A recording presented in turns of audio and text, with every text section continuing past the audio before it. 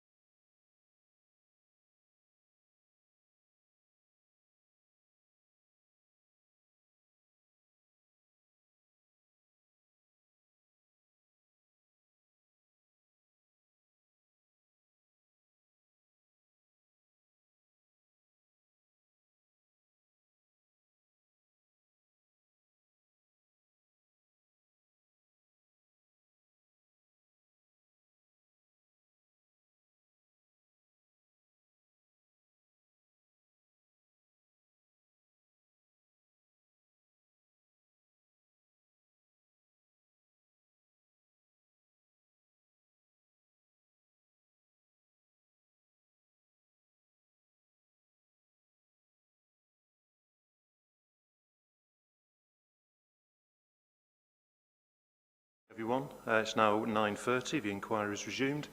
Can everybody hear me? Yeah, getting nods from the back.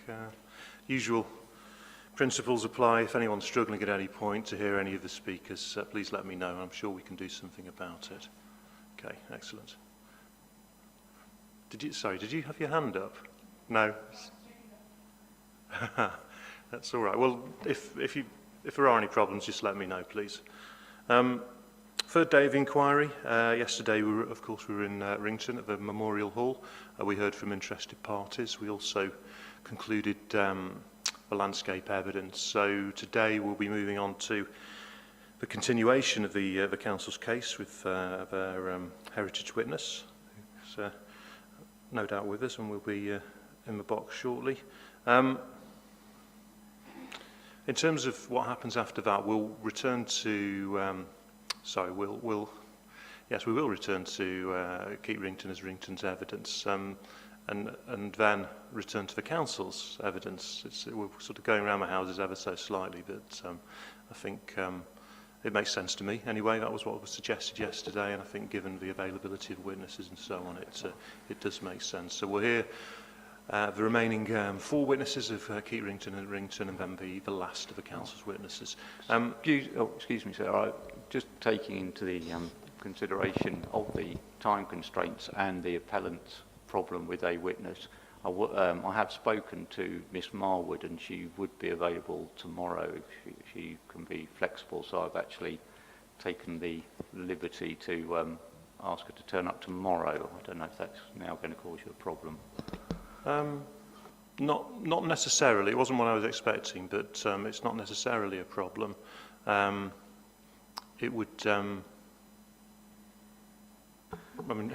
I think I misunderstood the problems that the appellant had with their witness, Mr. Strudley. I probably shouldn't have. Well, I don't see it as being a problem. It's just a shuffling of the order of the witnesses in opposition to the appeal.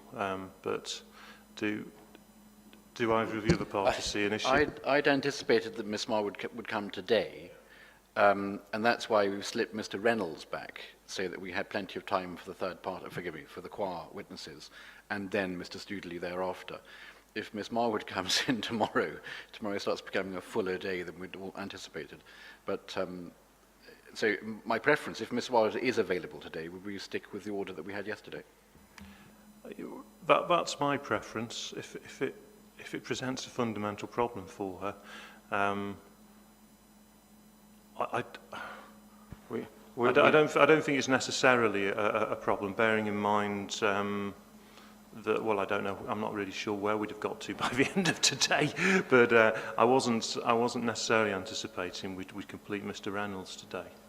But I'm just asked that Miss Marwood be contacted and see, if she could come. So I do apologise. I had misread the application yesterday. No, well, if that was what you'd understood, that's absolutely fine. But I think it would be helpful if she is able to. I seem to remember there was an issue around her availability at the start and end of the day. Have I got that right? That's right. Collecting the children from the school at the end of the day. So, that's a consideration in its own right, but hopefully she's able to join us and that we can fit her in within that sort of time frame as well. But I suggest we sort of press on and see where we get to. Okay, thank you, sir. Okay, thank you. On the subject of Mr. Reynolds, in Dr. Hudson Macaulay's proof, there's a reference to Mr. Mustard, which I read as, I must admit, maybe one should never assume. I assume that was Mr. Reynolds. It is Mr. Reynolds. It looks to me like a hilarious spell check, but yes, it's undoubtedly intended to be Mr. Reynolds. Yeah, I noticed that too. It's in 2 places, in fact. Yeah. Well, it was consistent. Yeah, well, absolutely. Precisely. So consistently wrong, but. Well, I went through it, did a word search for other Cluedo related names, but no, it was obviously something. I actually haven't investigated it. I didn't think it was worth investigating, and I can't explain how it's got like that. Well, my yeah. explanation is it's a hilarious spell check error, but there Yeah, are. okay. One of those I thought, well, that's curious, but and I assumed, but one should never assume. Okay, I'm glad that's clarified. One other thing that I wanted to say was one of the speakers yesterday very kindly handed me his script after he'd spoken at one of the adjournments. That's all he did. But it occurred to me that if I've got it, everybody else ought to have it as well. So could I ask someone, perhaps the council, at some point to take a copy and probably, I'm not quite sure what the best scenario is, but probably scan it and then email it to all parties, including the case officer at Bristol, please? Yes, sir. We can obviously have hard copies made and distributed here today, and do the scanning as well, I don't doubt. Excellent. Okay, well, whatever suits everybody, but if Mr Brown, the case officer at PINS, can be provided a copy electronically for our back office records, that would be fabulous. Well, let's do it now, why don't we? Thank you. It's very kind. Are there any other housekeeping points? There's one from me. So I put on your desk this morning, just for convenience, I've had copied the text of section 66 of the Listed Buildings Act, because I think it isn't otherwise readily available to us, although obviously it's a public document, because I'll be referring to the text of it with Dr. Hudson Macaulay. Okay, well, as it's a matter of law, and it's obviously already a matter for our consideration, I'm quite happy for that to be admitted. I'll add that to the list. Okay, thank you. Anything else from anybody else? Yes, Mr. Storey. The document that I referenced the other day, it's been served on the appellant, and everything's very happy that it gets taken into account for all the conditions at the end of them. Okay, okay. Could you remind me what? Sorry, I'm making you stand up and sit down. I was just about to pass you the copy. It's about the Bronze Age discoveries in the area. Okay, that's fine. Has everybody had a copy of it? Yeah, excellent. Well, yes, and it's been scanned as well by the council. Smashing. Okay.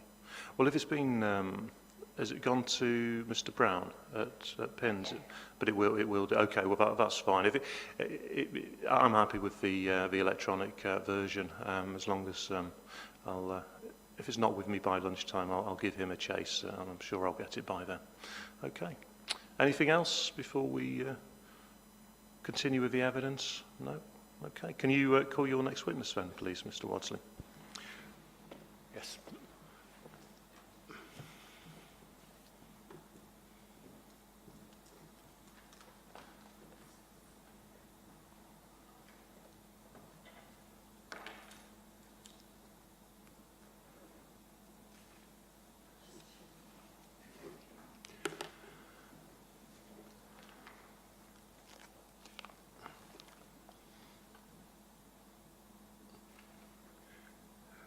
So I'll introduce Dr. Hudson Macaulay from her main proof of evidence.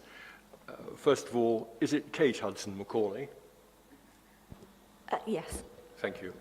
And you tell us you have a BSc honours degree in conservation of objects in museums and archaeology, Master of Science, conservation of historic buildings, and a Doctor of Philosophy degree in chemistry, focusing on the structural and mechanical integrity of historic wood.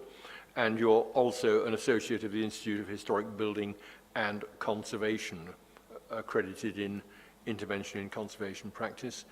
And you've been employed as a senior conservation heritage officer at North Somerset Council for the last 6.5 years or so.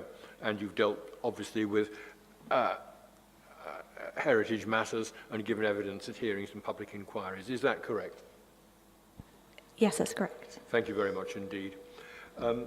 Before we go any further, can I deal with a matter, sir, that you invited us to correct in Dr. Hudson Macaulay's evidence? It was corrected by an email circulated to the parties, but what it is, quite simply, is this, that in paragraphs 3.1.5 and 3.1.9 of Dr. Hudson Macaulay's summary, and in paragraphs 4.1.10, 11.1.7, and 11.3.3 of her main proof of evidence, there was an error in referring to a public right-of-way AX/30/4/10.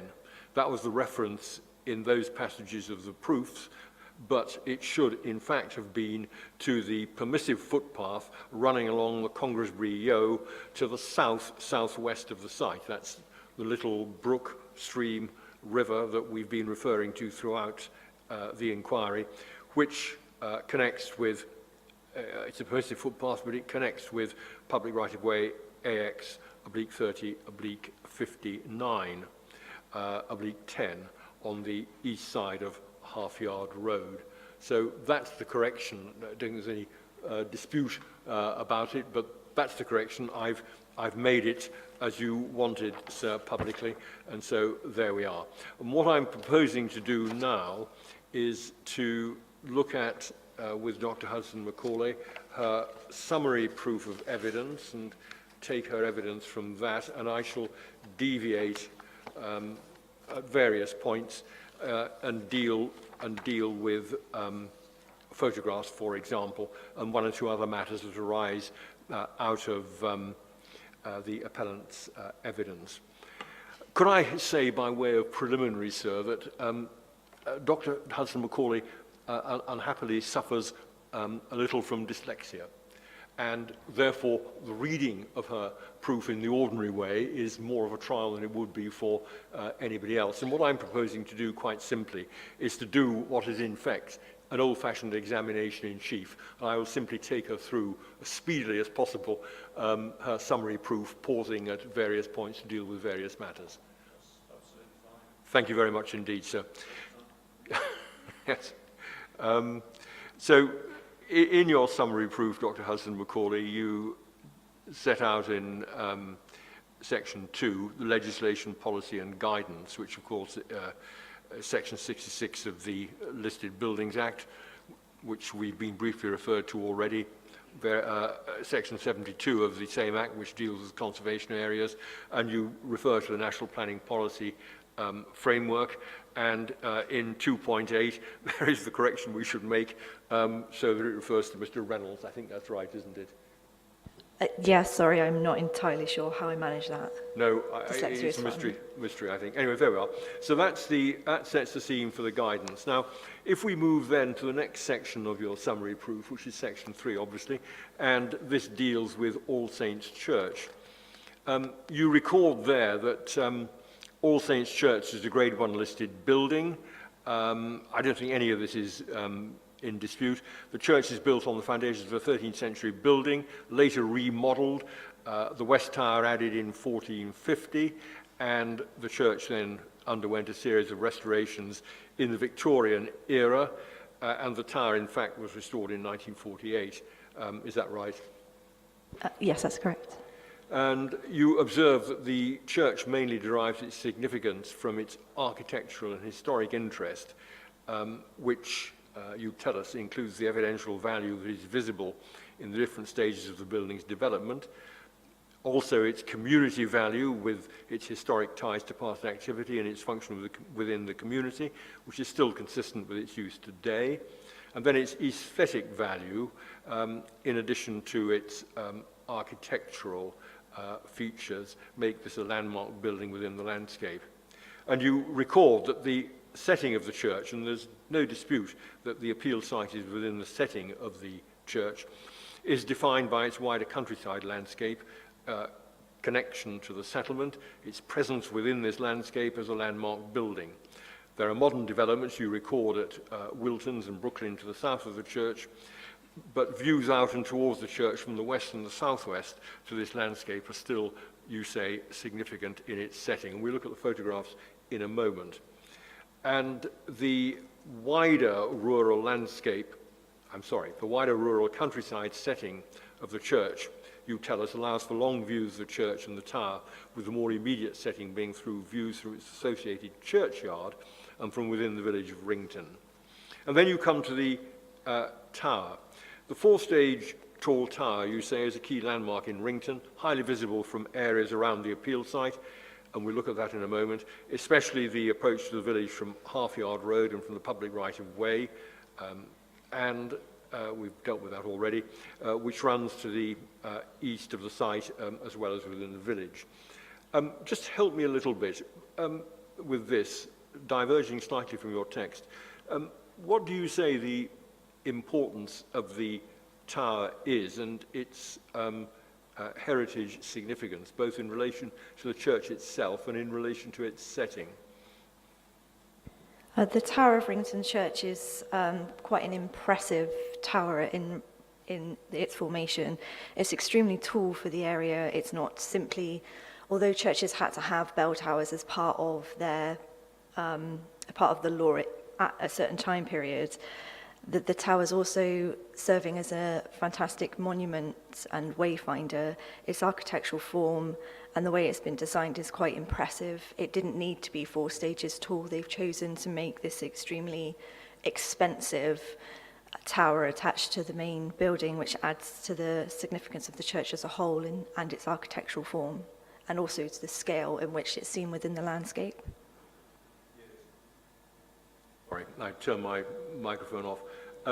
Yes, I mean, you said it didn't need to be 4 stages tall. Just give us an idea of this. You'll know much more about this than I, certainly. But with English churches, are tall towers and spires commonplace, exceptional? How would you put it?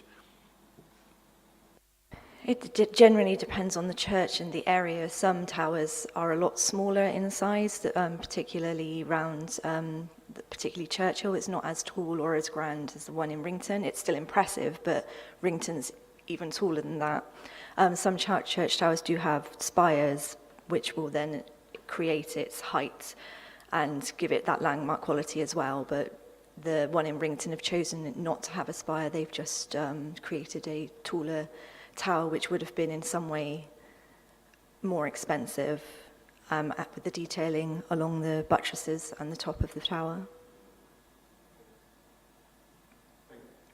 Thank you. And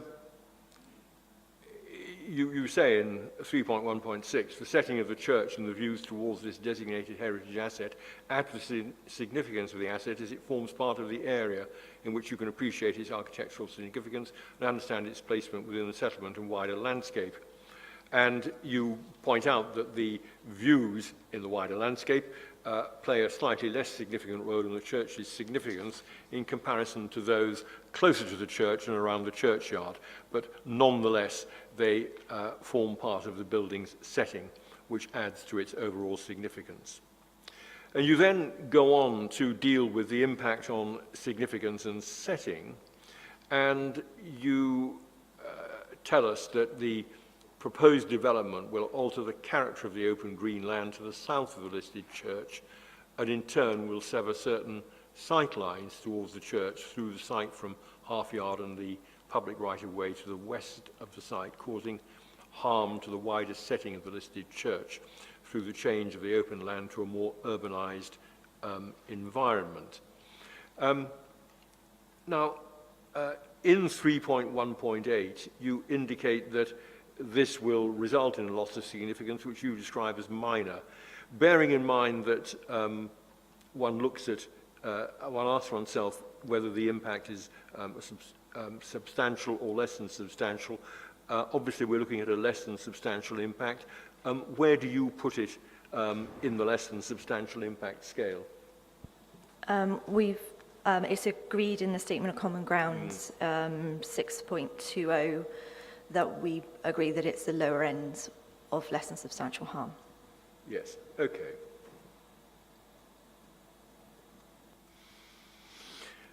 Thank you very much. Now, can we, at this point, look at some photographs? And I think, for ease of reference, because we've looked at these once already, rather than go to yet another set of photographs, can we have a look at... Sorry, I've mislaid them. I'm finding them. Can we have a look at Mr. Etchell's photographs? And I'm going to ask you to take me to the photographs that you want us to look at to illustrate the points about the significance of the tower and the impact upon the landscape. And I think the first one you were going to refer us to, please correct me if I've got this wrong, is photograph 1 of Mr. Etchell's in his appendices. Is that right? Yes, that's correct. Photograph 1 is from the permissive footpath that runs along the River Yeo to the south of the site. Yes. Well, obviously, as Mr. Etchell's records in his caption, we can see the church, which is roughly centre, perhaps slightly centre right in the photograph. And we can see where the appeal site is. It will be running down not all of the land in front of the camera, but it will be running down to the hedge which goes across the field on the other side of the Congressbury Yeo. So just help me a little bit. What do you say about this photograph? First of all, what it tells us about the church and its significance through its tower, and also the impact that you tell us about already. Well, in the photograph, you can see the church in the foregrounds. The tower's rising up from the more modern building in front of it, but you can still see the top stages of the tower and the details at the top. The view currently allows you to appreciate the architectural form of the building and also, in some ways, its context with both the village and with its landscape setting, which allows you to appreciate its historic position and where it has been placed historically. Yeah, okay. I mean, if it was said, well, you're still going to be able to actually see the tower across the houses, if they're built, what would you say to that? I'm not 100% sure how much of the tower you will see across this viewpoint once the houses is built. We do have a wireframe picture that does show at a lower level, but the housing at another point rises to 2 stories, which then sits on this ridge, which may, as you walk further to the west. Let's just no, don't worry. Let's just park that for a moment. We'll look at the wireframes in a moment, but let's finish off looking at the photographs. That was photograph 1. Which other photographs did you want to take us to? It was 20 and 21.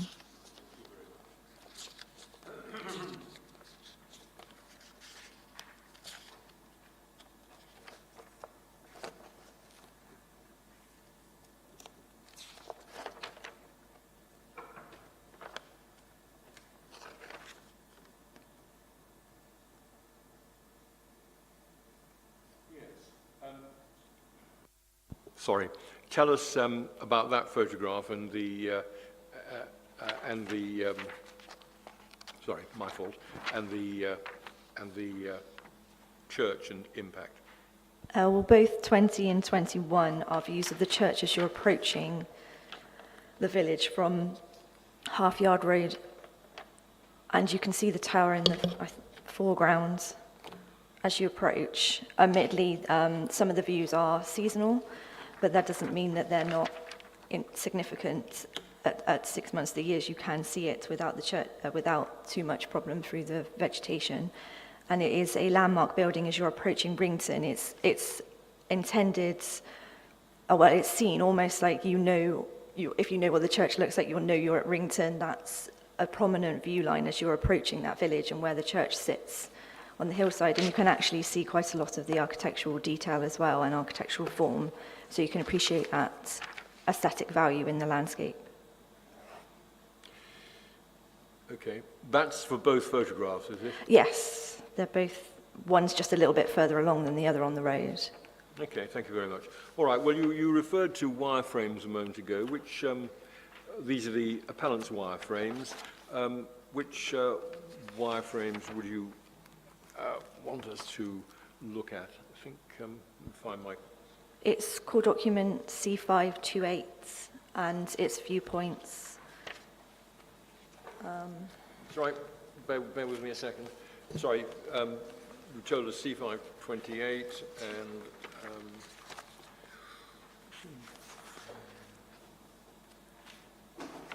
It's two. Yeah, it's all right. I'm faint pursuing in this. I'm getting there.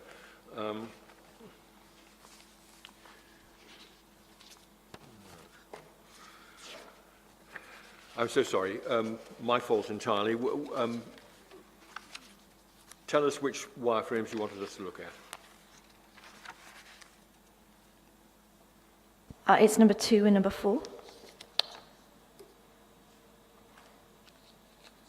This is viewpoint 2, is it? Yes, sorry, viewpoint No, 2. It's all right because they've got figure numbers on them as right. well. This would be viewpoint 2, and if I've got this right, 2.1.A.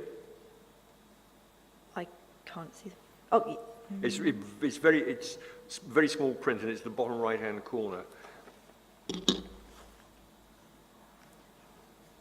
2 point. Yeah, it's 2.1.C. Beg your pardon, my fault.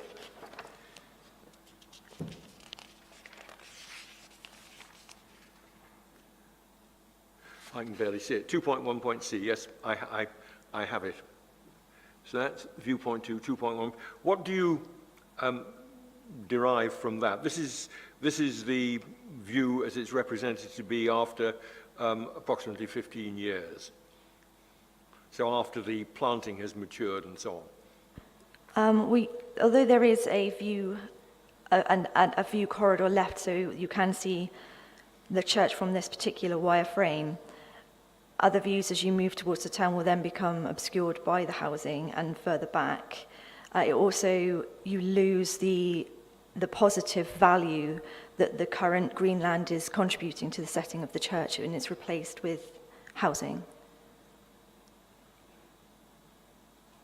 Thank you.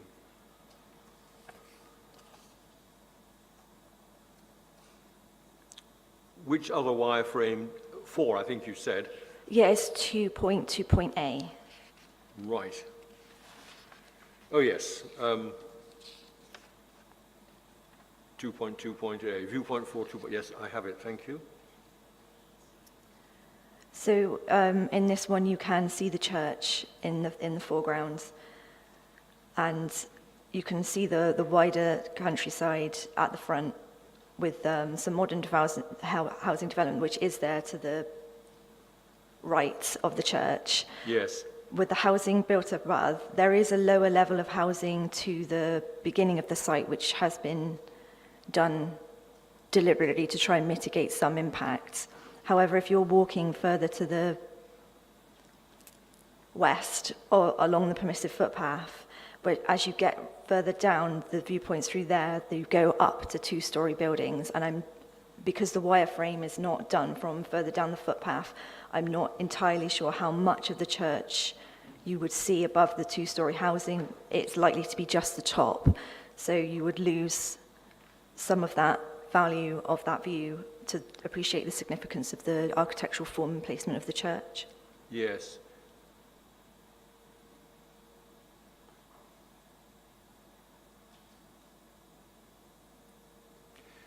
Just let me get it clear. In this wireframe, do you say that the church tower can still be seen? Yes, you can see it in this specific viewpoint. It's just above where the lower house is in the middle. Is probably the easiest way. It sits just above that. Yes, that's all right. My eyesight is probably not as good as yours. It's partly why I was asking the question. But yes, thank you. But then if you go further to the left, in other words, further to the, get my compass points right, further to the west, what's the problem then, you say? Well, the housing then rises back up to two-storey level, and as it's been called already in the query, the windows through the vegetation through further to the west. I'm not sure how much of the church tower will be seen, but it will be less than from this current viewpoint due to the height at which the houses rise up. I mean, the fact that one can see less doesn't mean, in other words, the visibility is interrupted. As I understand it, correct me if I'm wrong, may not necessarily mean that there is a loss of significance. I mean, is that a fair way of putting it generally? Yes, generally speaking, it isn't purely about visibility. It's also about how you appreciate the architectural form and also how you appreciate its context within the setting. Yes. And connection with the actual landscape and the village. Right, so it's the loss of appreciation of the architectural form and loss of the ability to appreciate the asset, the church in this case, in its historic setting, that, if I've understood you correctly, is the problem. Is that right? Yes, from this viewpoint. Yeah, from this viewpoint, yeah, I understand. Okay. Are there any other wireframes that you want us to look at, or are those sufficient for your purposes? No, those are the two key views that are mainly affected by the development. Thank you very much indeed. That's helpful. Right. Okay. I think we can put the photographs away. So let me make sure I'm good.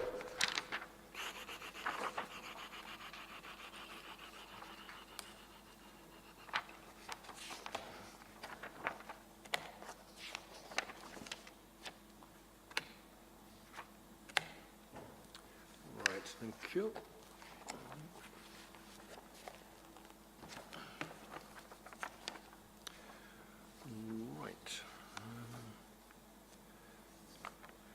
We've told us about the church, its significance.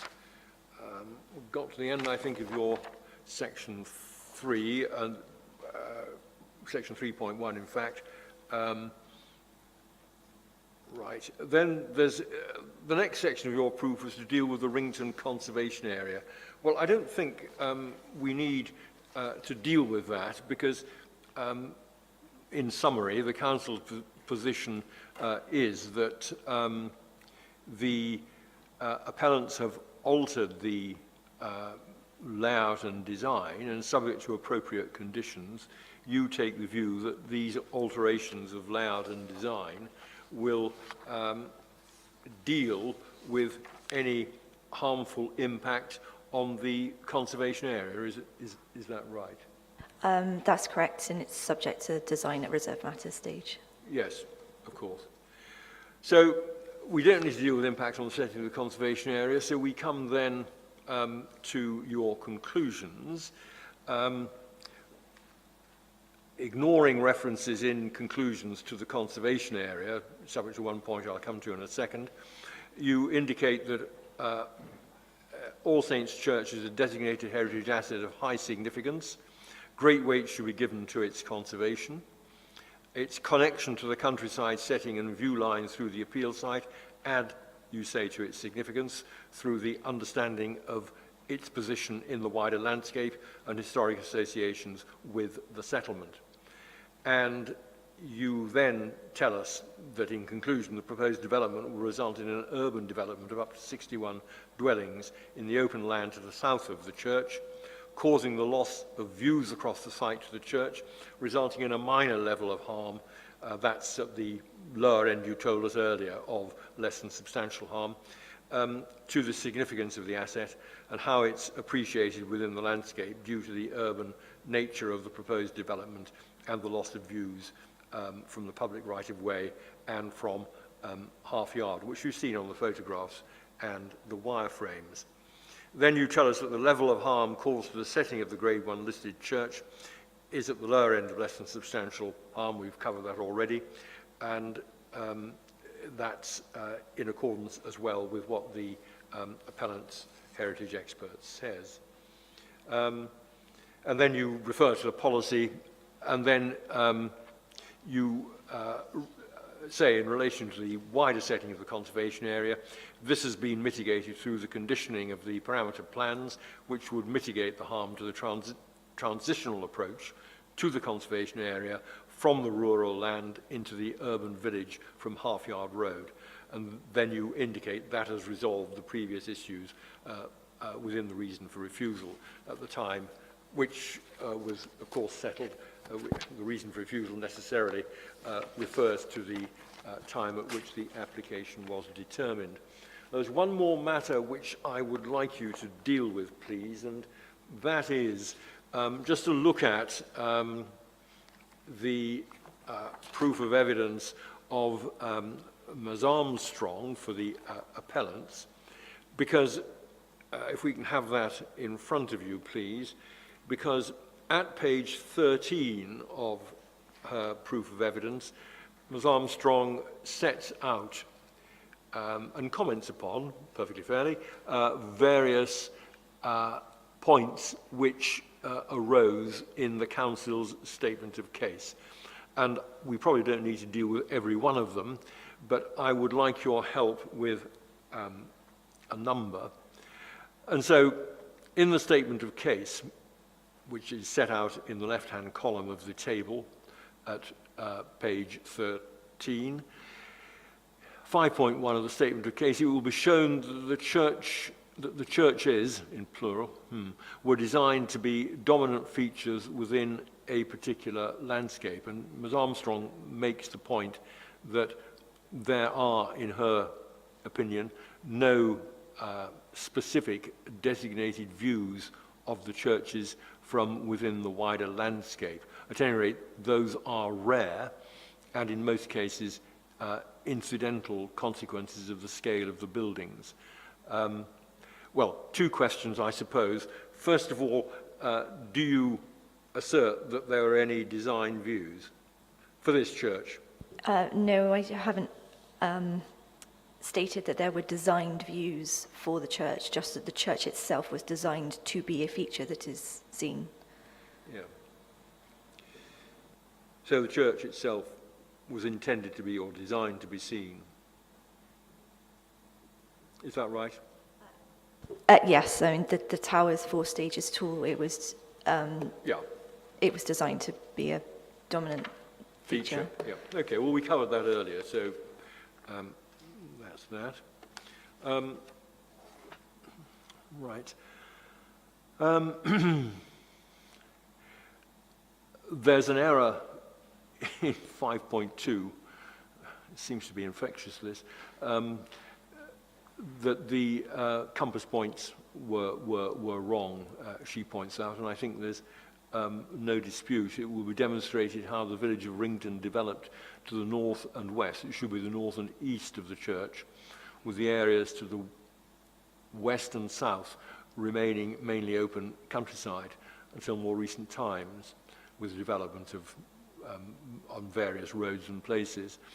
And then the comment is, first of all, east and west incorrectly assigned, and I've corrected it as I went through.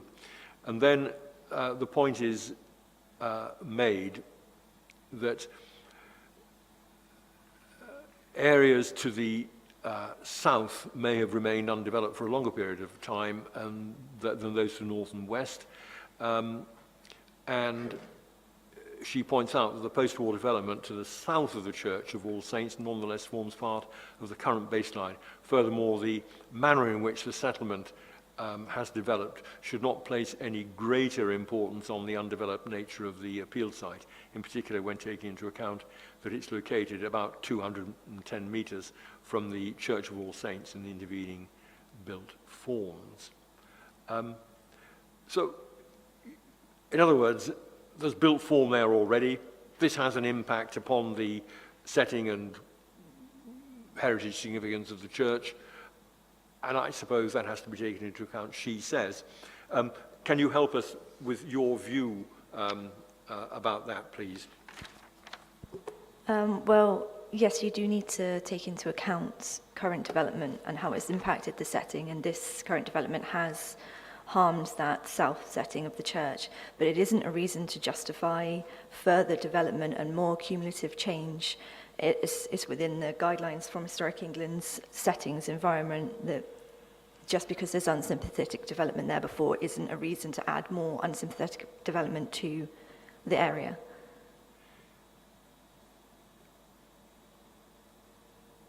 Well, we better have a look at the guidance. I'm sure it's page... It's document G3. Right. Thank you very much. That's very helpful. There's G3. Page 4. Yes, sounds familiar. Oh, yeah.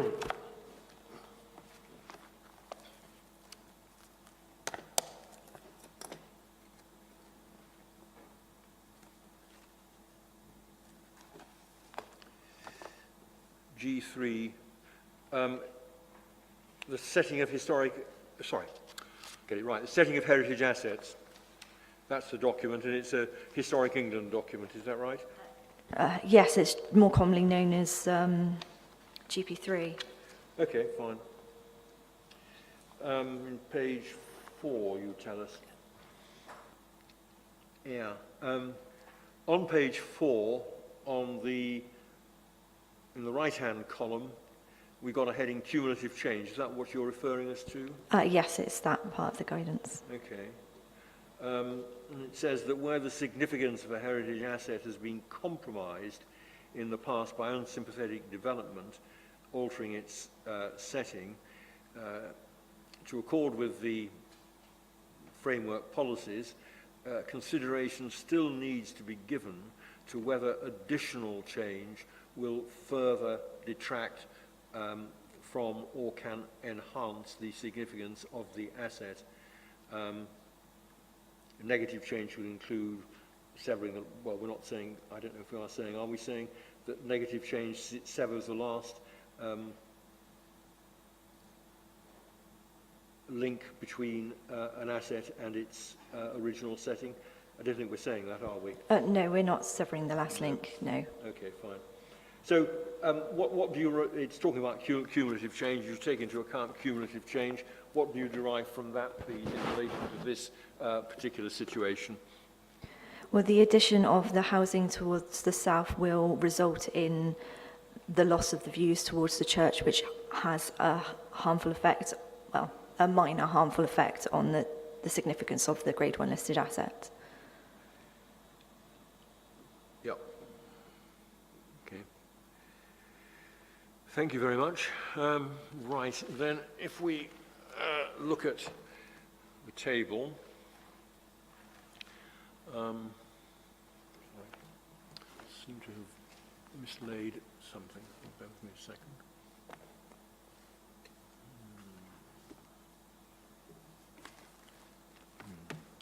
Oh, well, never mind. Press on. 5.3, the setting of the church and the conservation area are both defined by the wider rural landscape. We don't need to deal with the conservation area for obvious reasons, but the Church of All Saints, Ms. Armstrong says that whilst undeveloped areas may remain,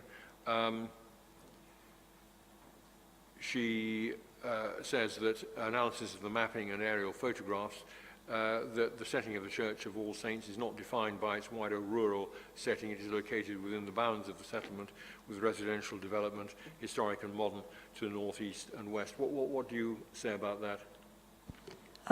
I would say that, whilst I agree defined probably wasn't the right word, it is enhanced by the setting of the landscape value around the church.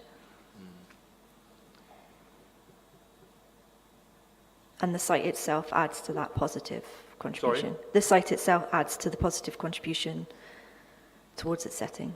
Yeah.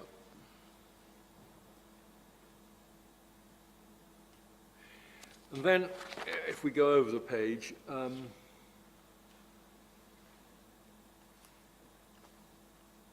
we don't need to deal with 5 points, well, do we? Perhaps we do.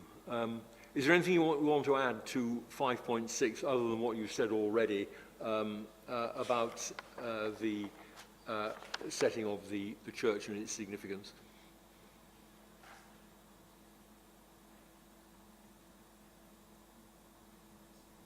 That's 5.6, sorry.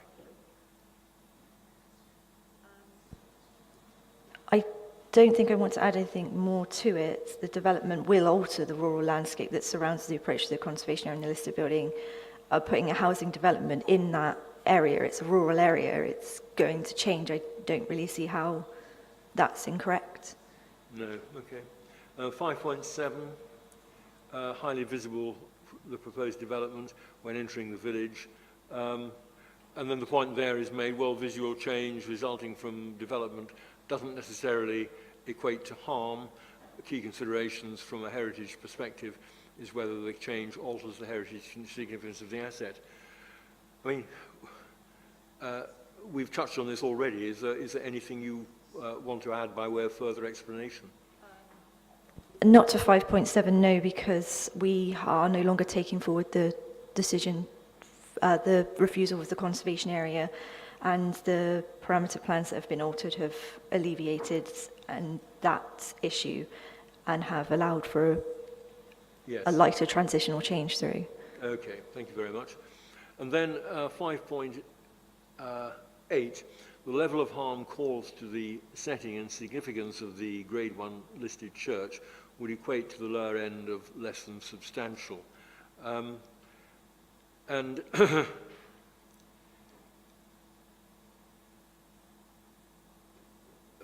I think the point that's being made by Ms. Armstrong is that the consideration should not be whether the setting of an asset is changed or harmed, but the impact that such a change may have on the overall understanding, experience and appreciation of the asset and its heritage significance.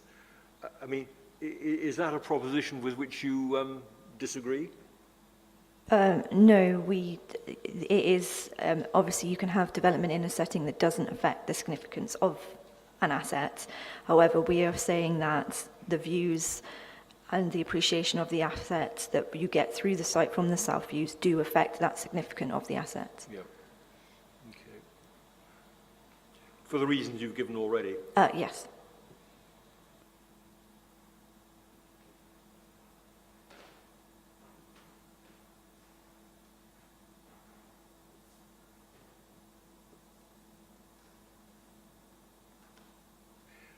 Okay.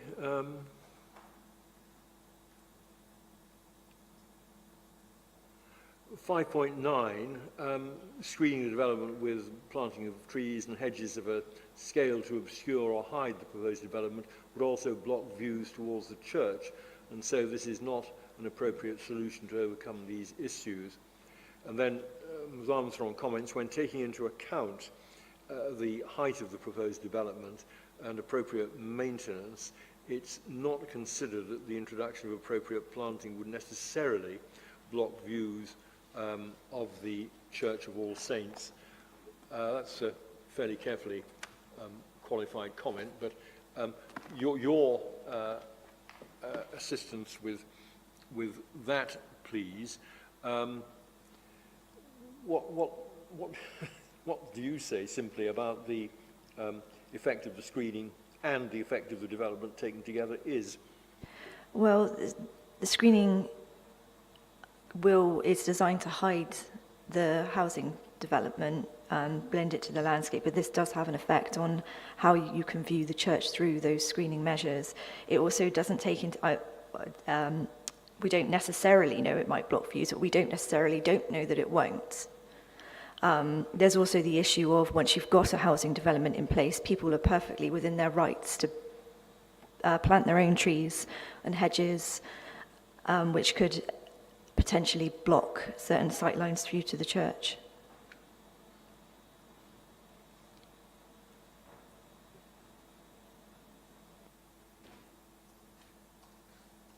Sure.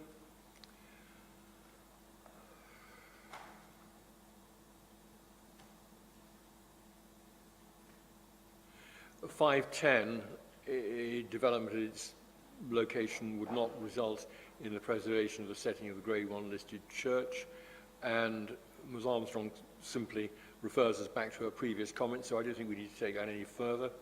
And then it said the proposed, well, I think that really deals 511 with the conservation area, does it not? Yes, it does. So we don't need to take that any further forward. Is there anything else that you'd like to add about the significance of this heritage asset and the impact of the development upon it?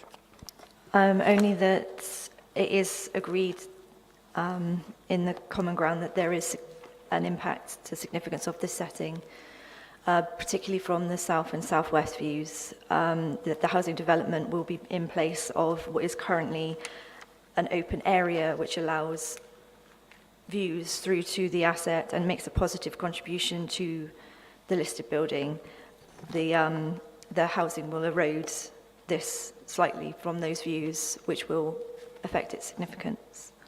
Thank you very much indeed. Okay, would you stay there, please? You'll be asked some further questions, I expect. Thank you. Can we move on to cross-examination, please? I'm just looking at the clock, and perhaps you can find a suitable break around 11, please. By all means, sir. Good morning, Dr. Hudson Macaulay. We will inevitably be looking at a number of documents, both text and images. If you'll forgive me, I have of three of my children, 2 are dyslexic, so I do understand. If I'm going too fast, if you want more time to look at the text before I ask or you answer the questions, just let the inspector know, let me know. Thank you. Can we start, though, with policy matters? And I'm going to jump off at the reason for refusal. So, conveniently, it's set out in the Statement of Common Ground. If you can take that up for me.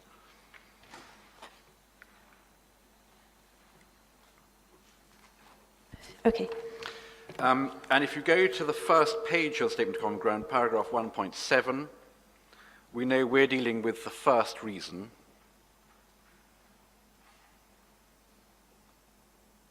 Sorry, did you say 1.7? 1.7. Okay. And little one within that. Okay. Are you there?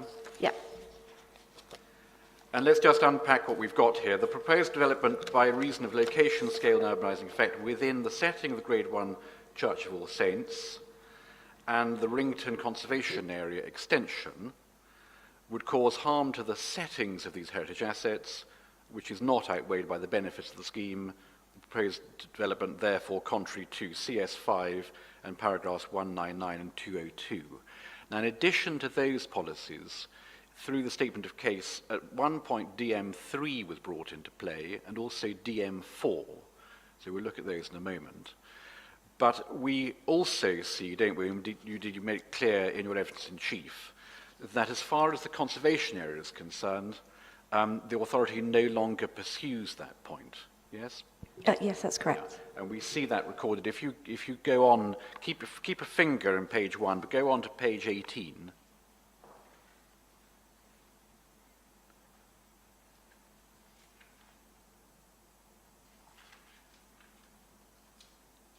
You there? Sorry, it's not stapled, so it's really unwieldy. Oh dear. Okay. Got it? Yeah. 631. It's where treasury tags come in so handy. Yeah. 631. The Council advised no longer consider the impact of conservation area subject to provisions on the amended parameter plans being secured by condition. And that reflects, doesn't it? I think, I'm right in saying, I think, Dr. Hudson Macaulay, you were the conservation officer who made the consultation responses as part of the planning application, is that correct? Yes, that's correct. Yeah, and within that, obviously, you made suggestions in respect of further mitigation of the conservation area, and quite correctly, you've now reflected upon the revised parameter plans, which are illustrative in any event, and you're content that with those in place at reserve matters, the mitigation can be sufficiently provided. Yes, that's correct. When we when the application was refused, the parameter plans were still just illustrative, and they've made some changes to those after the appeal was lodged, which have resulted in the change. Thank you very much indeed. So if we go back to the reason for refusal, So 1.7 little 1. The first thing we can do is now put square brackets around the and the Wrington Conservation Area brackets extension. As far as the council's concerned, the inspector can put a line through that bit of text. Yes, that's correct. I'm grateful. And similarly, when one comes to policy matters, we don't need to trouble the inspector any longer with DM3, because that only deals with conservation areas. Yeah, that's correct. Thank you very much. Thank you. The text, and I think, to be fair, again, you reflected on the matter in your evidence in chief, the text alleges harm to the setting of a heritage asset by virtue of development within the setting, but you know, would readily acknowledge that the setting itself is not a heritage asset. Its role and importance is what contribution it does or doesn't make to the significance of the heritage asset in question. Yes, that's correct. Yes, and that's very clear from Historic England guidance. And the only heritage asset we are now concerned with is the church. Yes. I think we can have both on at the same time. Oh, there's just a bit of awful feedback, so Yeah, I was okay. turning it off. If it's easier for you, as you choose. The only heritage asset we're concerned with now is the church. Yes? Yes, that's correct. And the aspect of the church we're concerned with is the role that the tower is playing in the wider landscape. Yes? The role the tower is playing in those views, yes. Yes. Because you're not suggesting that the scheme affects in any way the fabric of the church. No. Or indeed the appreciation of, if I can call it, the body of the church. That is the nave and choir, I assume. It's how the tower is read in its setting. Yes, it is how the tower is read. You can't see the nave of the church from those viewpoints. I'm grateful. Thank you very much. So we've narrowed the focus of our concern then. It's not the setting as such, it's the role the setting has on the significance of part of the church, and I suppose therefore of the church as a whole. Yeah, it's the role that viewpoint in the settings have to the significance. I'm grateful. Thank you. The policy references then, CS5, do you have the text of CS5? It's in the core strategy, which is our core document A, but it may be that you have it elsewhere more conveniently.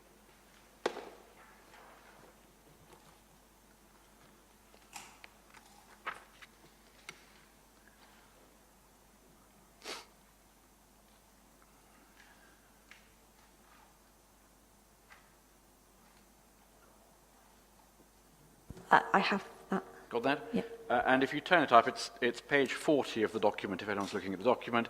We can see the test that it sets, or the policy indication that it gives, is the Council will conserve the historic environment, having regard to the significance of heritage assets, ... Yeah? Yes. That's its approach. And if we, in the same manner, look at DM4, which is the next core doc, it's the Development Management Policies A2, CDA2. And again, you may have the text elsewhere. We don't need DM3. DM4, listed buildings. It starts on page 14, and the policy is over the page. Page 15. Here, the policy is that development will be expected to preserve and, where appropriate, enhance the character, appearance, special appearance of listed buildings, special interest of listed buildings. Yeah. So the test there is preserve and, where appropriate, enhance. Yeah, of listed buildings and its setting. Yeah. You're quite right. Listed building and setting. I didn't read on. Thank you very much. Thank you. Now, if we go, just keep those policy tests in your mind or in front of you as you choose, and turn up the MPPF.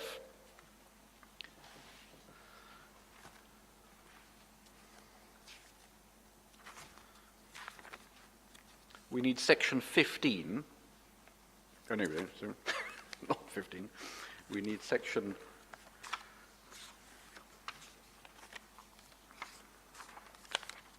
16, conserving and enhancing historic environment.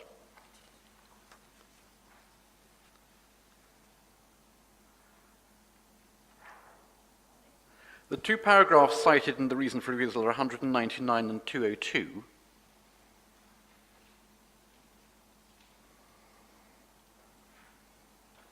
Do you have that?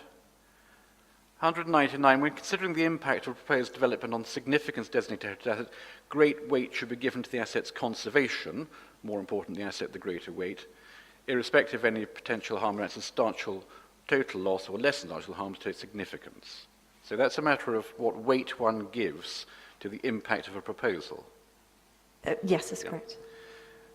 Then there are a series of paragraphs thereafter which deal with levels of impact, and the division at paragraph 201 and 202 into the tests one applies for when there is substantial harm to the significance of the asset, and the test at 202 where there is less than substantial harm to the significance of the asset.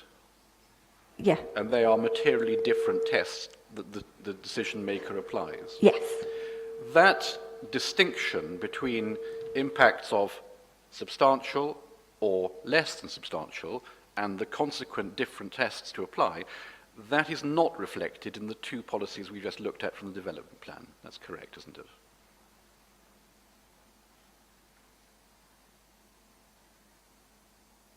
Do you want to go back to them? Sorry, I was just looking at the justification. Of course. The 202 with the balancing of public benefits is not reflected in them. Well, no. even before that, the very idea of dividing impact into substantial with one pack of tests and less substantial with a second pack of tests, that distinction is not reflected in the development plan, is it? No, it's just generally listed buildings That's right. and assets. And indeed, the development management policy, the DM4 policy, actually requires the preservation and or as appropriate enhancement, doesn't it? Yes, it does. It doesn't admit of the process by which one assesses impact, judges whether it's in the substantial basket or the lesser substantial basket, and then set tests for acceptability of that impact as per the MPPF, does it? No, it just asks to preserve and where appropriate enhance the setting of listed buildings, which is probably more in line with the preserve the setting of the Act itself. Yes. Well, let's come to that now, shall we? I put this in specifically because there was a suggestion that in some way the duty is failed. The duty under section 66(1) is failed if one doesn't preserve or enhance the special interest of the listed building. Can we just look to the text? And forgive me, the printer that produced this was having obviously an off day with its ink. Can you see? So the duties, the title is the general duty, yeah? And it says this: in considering whether to grant planning permission, ... and in our case it's the Secretary of State, but it would have been the local planning authority, shall have special regard to the desirability of preserving the building or its setting or ... read on. Yeah? Yes. So the duty is not to preserve, the duty is to have special regard to the desirability of preserving when making a decision, and that's the decision whether or not to grant planning permission. Yes. Yes, and you'll be familiar, no doubt, with all the Barnwell Manor litigation and so on, as to how that then is approached by the decision maker in terms of giving particular weight to impacts on heritage assets. Yes, I believe so. Yes, good. So let us not fall into the heresy of suggesting that the duty is to preserve. The duty is on the decision maker to have special regard to the desirability of preserving. In the Act. Yes. Yes, thank you very much. You can put that to one side now. And the way in which that duty is carried out in the planning system under national policy is to follow the sequence that we have at paragraph 199 through to 202, isn't it? In other words, you give great weight to the heritage assets conservation. You then consider the degree of impact which is to be undertaken by the proposal. If it falls into substantial, you set certain tests against it, which of course can be passed, in which case permission should be granted on heritage grounds. Yeah? Yes. Or, if it falls into the less substantial, there's a different test, which again can be passed, and permission can be granted on heritage grounds. Yes, where public benefit is seen to outweigh the harm on the That's right. asset. And in that exercise, in that process, by giving appropriate weight to the impact and then looking at the other countervailing factors against the relevant test, that is how the decision maker fulfills his duty under section 66(1, isn't it? Yes. Good, that's very helpful. Now, we know, and I can take you to the statement of common ground, but again, you articulated it orally, that both you and the appellant are in agreement that the situation here is impact of a less than substantial character. Yes. So we're in the paragraph 202 basket rather than the paragraph 201 basket. Yes. Thank you very much indeed. And within that, and again it's recorded in the statement of common ground, it might just be helpful to turn it up for you. It's paragraph 628 on page 18. Not too sure I did with the other half now. I'm really sorry. Don't worry at all. You were in the document a moment ago. I know. We were looking at reason 1 on page 1. Oh, it's over here, sorry. Oh, no. Is that it?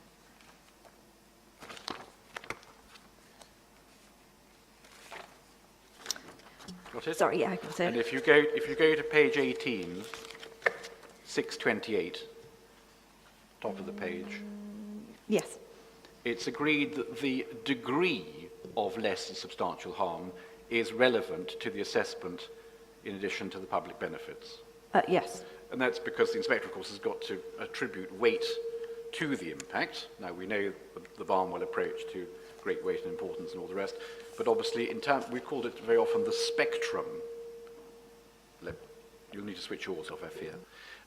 The spectrum within the less than substantial category or concept is relevant, obviously, to what needs to be there as countervailing factors as public benefits in order to allow 202 test to be met. Yes. Good. And let's be very clear about this. If paragraph 202 test is met, because one falls into a less substantial harm, but the judgment is made that the public benefits do outweigh that harm, then national policy for protecting heritage assets, this particular heritage asset, is complied with. Yes, if the decision maker has outweighed that the public benefits are better than, or more, what's the right word? Or just simply Outweigh it, yeah. outweighs them. Then yes, it would be met. That's right. So national policy at that point is complied with. This would be, in heritage terms, a national policy compliant scheme. There is harm, it's outweighed by the public benefits, and paragraph 202 is therefore met. But we're not saying that it is outweighed by the No, public I benefit. appreciate that. I'll come on to that aspect in a second. But while that the inspector's conclusion, it will be a national policy heritage compliant scheme. If the inspector's conclusion was different to the conclusion made by our planning officer, then yes, it would be compliant. I'm looking at the process rather than Okay, yeah. the outcome. That's very helpful. Thank you very much indeed. Good. Right. Now, and in that exercise, let's just go back to the statement of common ground again. You and the witness for the appellant, if I go to your paragraph 620, have agreed that within the spectrum of less than substantial, it sits where the heritage statement submitted with the scheme says it sits. Yes, in the lower end of less than substantial, or I think it's lowest end of less than substantial in the heritage statement. See that, forgive me, lawyers are always accused of being pedants, but that's absolutely right. When we say lower, in fact, what you've agreed, and we say quite correctly, quite rightly you've agreed, is that the heritage statement, which is, forgive me, CD, it's C530,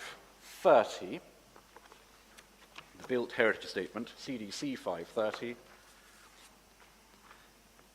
If we go to paragraph 722 of that document, page 57, if anyone's following it in the hard copies.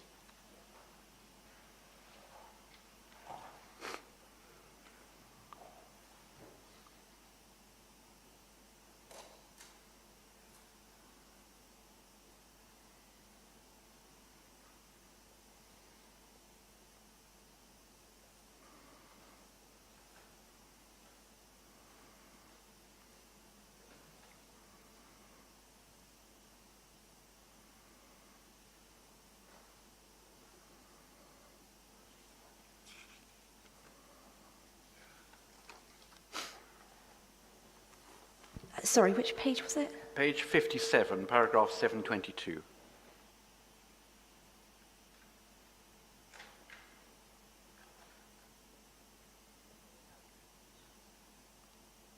Sorry, could you give me the core document number? Certainly, it's CDC 5.30. 5.30. Right. I went the wrong way, I'm sorry. I went into flooding. Don't worry at all.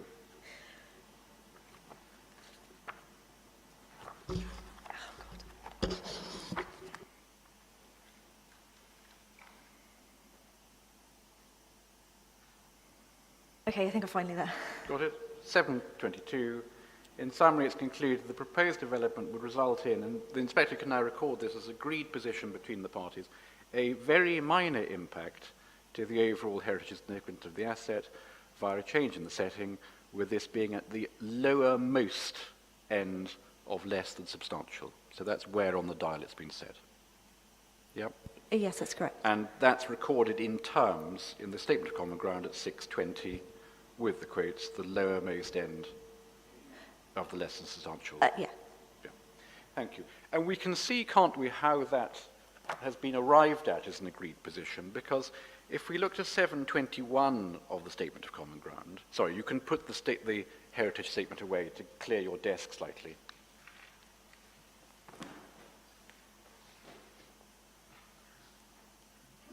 Are you with me? We're looking at 620, now 621 on page 17 of the Statement of Common Ground.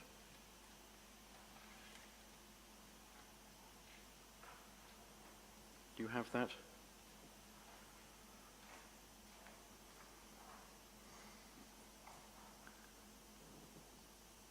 Yes. Thank you. It's there recorded, and indeed it's recorded in your proof as well. The heritage value of the designated asset, that's the church, is of course derived principally from the historic, architectural and aesthetic interest of the physical fabric itself, which this scheme doesn't affect in any way. No, I mean, there wouldn't be a setting if you didn't have a building. Yeah, but the principal value of it is it's in its fabric, albeit the setting contributes to the significance. Yes. Yeah, so that's the principle. We don't affect the fabric as is recorded at 622. At 623, as you've just indicated with my learned friend, there aren't any designed views which are impacted, as sometimes happens with a landmark feature. There are specific views which are intended to be designed in relation to it. That's not the case here. And you also indicated very fairly in your evidence in chief, but I think again it's written in your text, that actually in terms of the setting, the more important, that in a sense, those aspects which contribute most in the setting terms are the closer views of the church from within the village itself. Yes, the most significant views are obviously from the churchyards and then from the village. Yes. And then moving out. And if we, let me just pick up for the inspector's note the reference there. So it's your proof at 4.1.14 on page 9.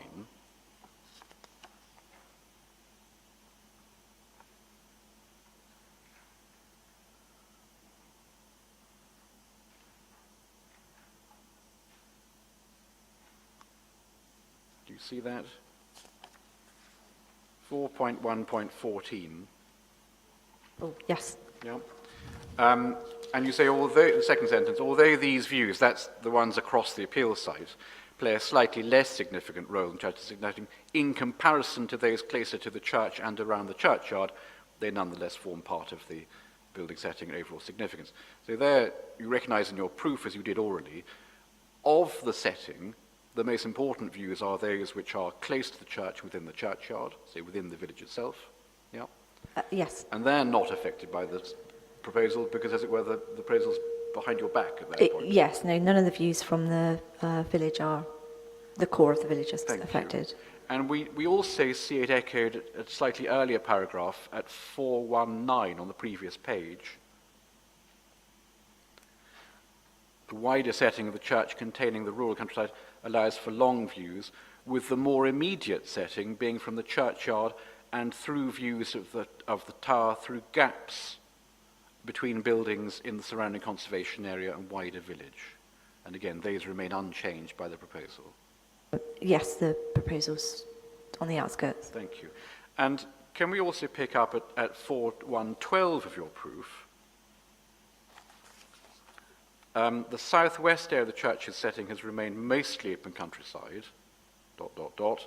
Some modern development impacted the area. Church has not yet been fully surrounded by new development, and therefore the appreciation of this asset significance, historic landscape is still possible.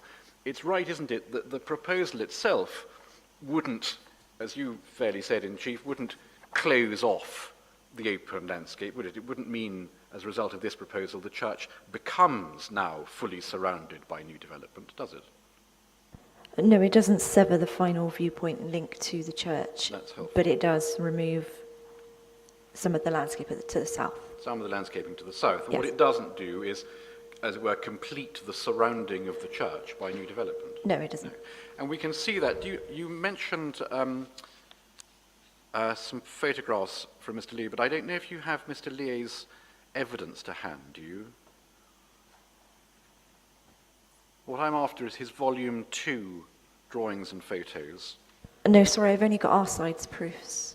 I wonder if someone can hand up to you the volume 2 appendices of Mr. Lee's evidence.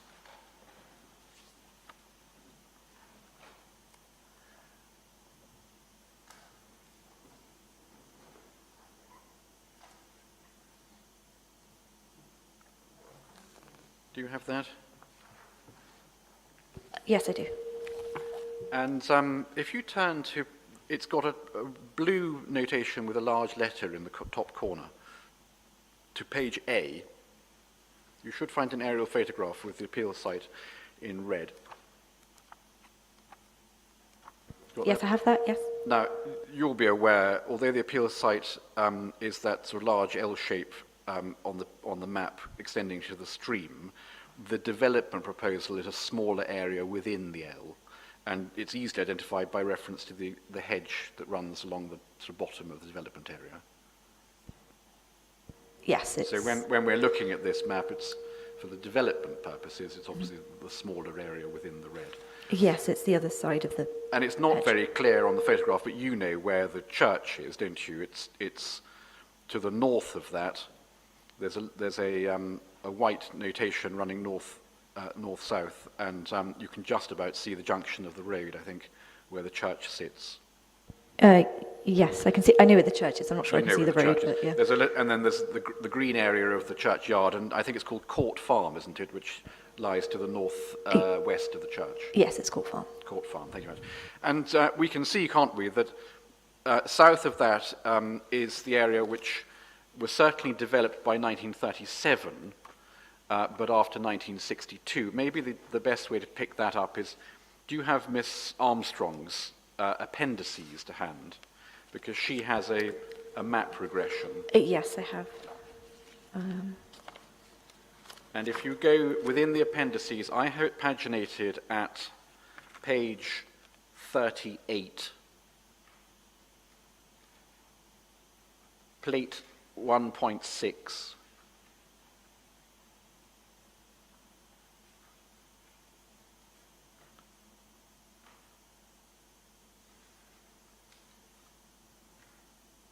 Yes.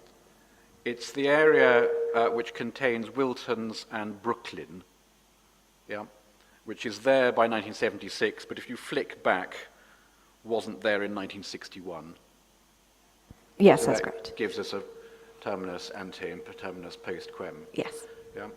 So that's the block of development that lies to the north of where you see the yellow hatching of the old railway line on this aerial photograph. Yes. Yeah, and that lies obviously between the appeal site and the church. Yes. And we don't, for material purposes, we don't extend development of the village westward from that point. What the church maintains through the scheme proposal is its open westward aspect, so that the edge of the settlement running from its, is it West Hay Road? I'm going to get in trouble for getting my names wrong now. The road that runs off to Conglesbury. I think it's West Hay Road. Anyway, can you see the edge of the settlement running from the top north corner of it, runs down past Court Farm, then there's the church with its churchyard, then there's Wilton's, then there's the proposed development, and then you reach the river. Yes. Yeah, that's very helpful. Thank you very much indeed. So we can see there's no, as it were, further enclosure as one goes round the church in terms of it being surrounded by new development. We are to the south of existing late 60s, early 70s development.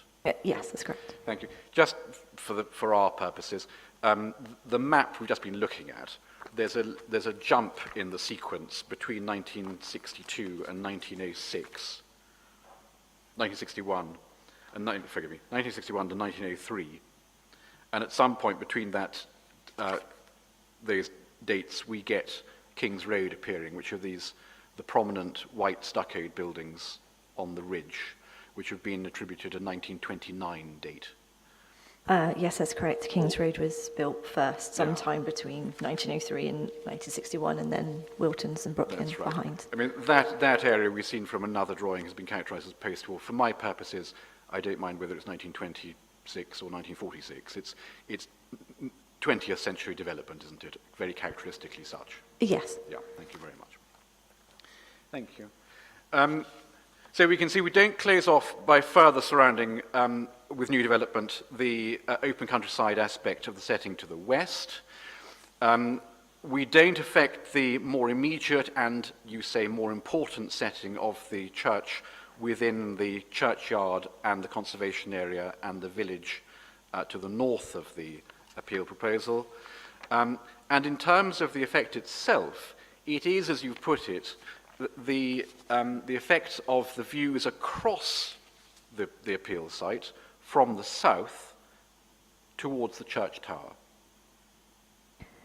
Yes, it's south, maybe southwest at some points of the footpath, but Yeah. mainly to the south. Thank you very much. Now, just then stick with photograph at A and plot where the church is, physically or mentally, on the plan. Yeah. What we've got on this photograph is the public rights of way and the permissive paths, and obviously we also have implicitly the highways network as well. Yeah. It's right to say, isn't it, that views across the appeal site, the development area of the appeal site, from the south and then ultimately the southwest, if one plots where the church is, so it's views across the site to the church, at every stage, say from every vantage point from the south and southwest, one will view the appeal site towards the church with intervening existing development lying between the appeal site and the church. Yes, I believe so. Yes, thank you very much. I think that's agreed as well. Thank you. And so the backdrop, if I can put it that way, or the context of the additional development is existing, and we know, let's say to avoid argument, 20th century development, existing 20th century development between the proposal and the asset itself. Yes. Yes, thank you very much. It's also right to say, isn't it, that it doesn't close off all views, even if it reduces some. It doesn't close off all views from the south of the church tower. And of course, we don't look at one specific view. We seek to experience the historic environment in a, I think we've used elsewhere, in a kinetic sense. We move through it.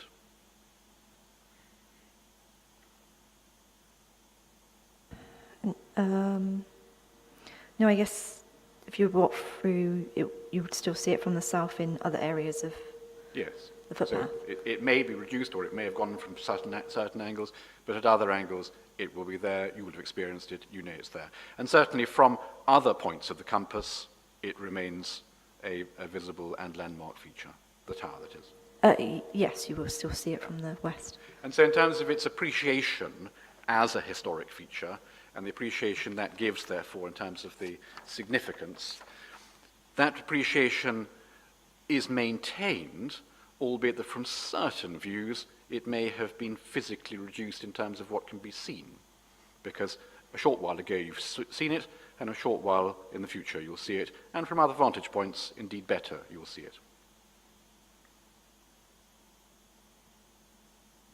Yes?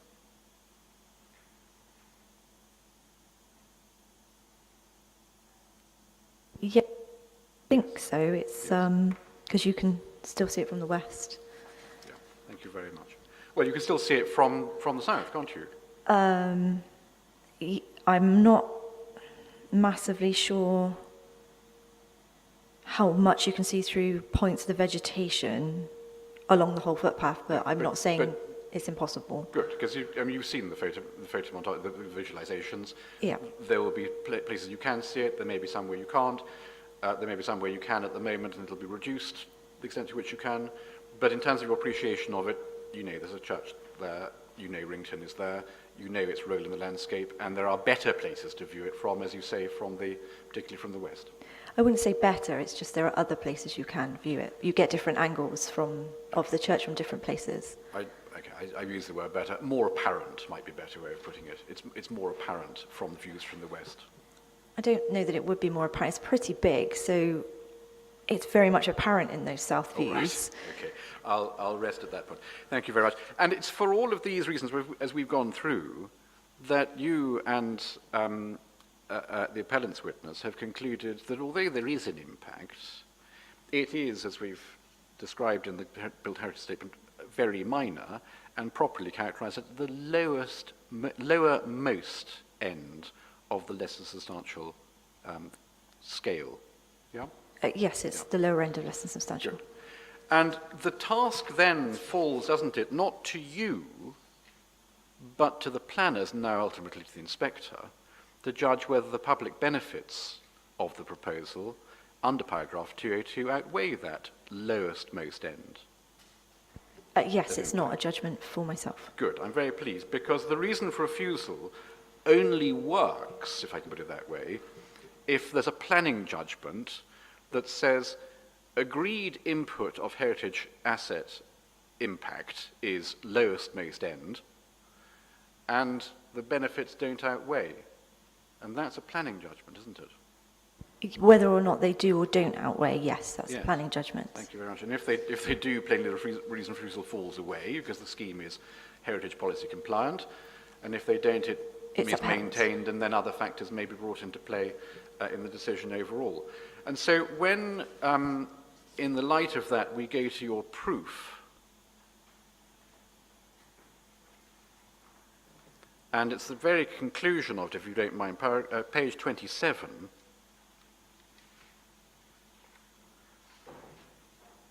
(1137), just for,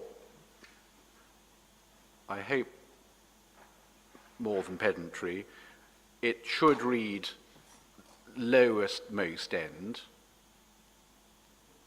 lower most end, yeah, 1137, and 1138 you would have to accept is outside your jurisdiction.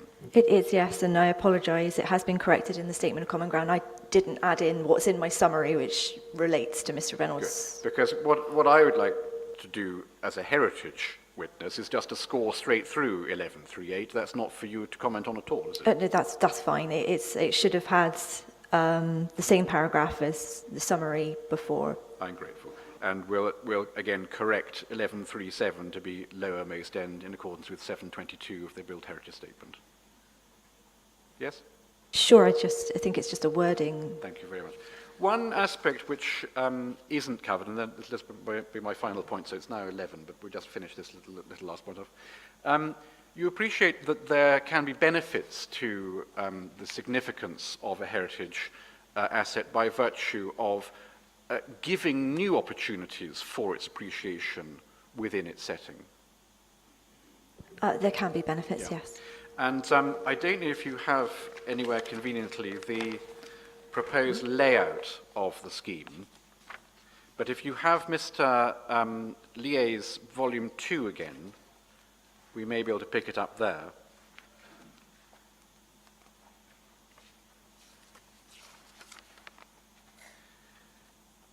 If you go to figure F1,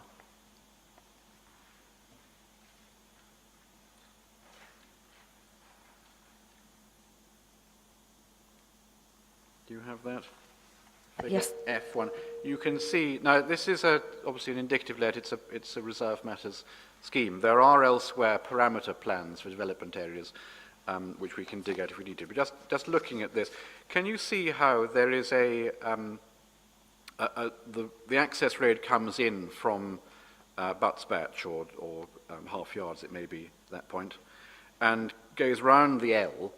Yeah, so if you turn the page, say north is in a portrait arrangement. Yeah, and it runs to the north of the site, and then, as we know, the ground slopes away to the north of the site towards the track at the top. Yeah. Yes, yes. And can you see, I hope, there's a sort of junction, and next to the junction is a green area with a circular sort of hedge marking and a notation, if you can read the very tiny text, public open space ...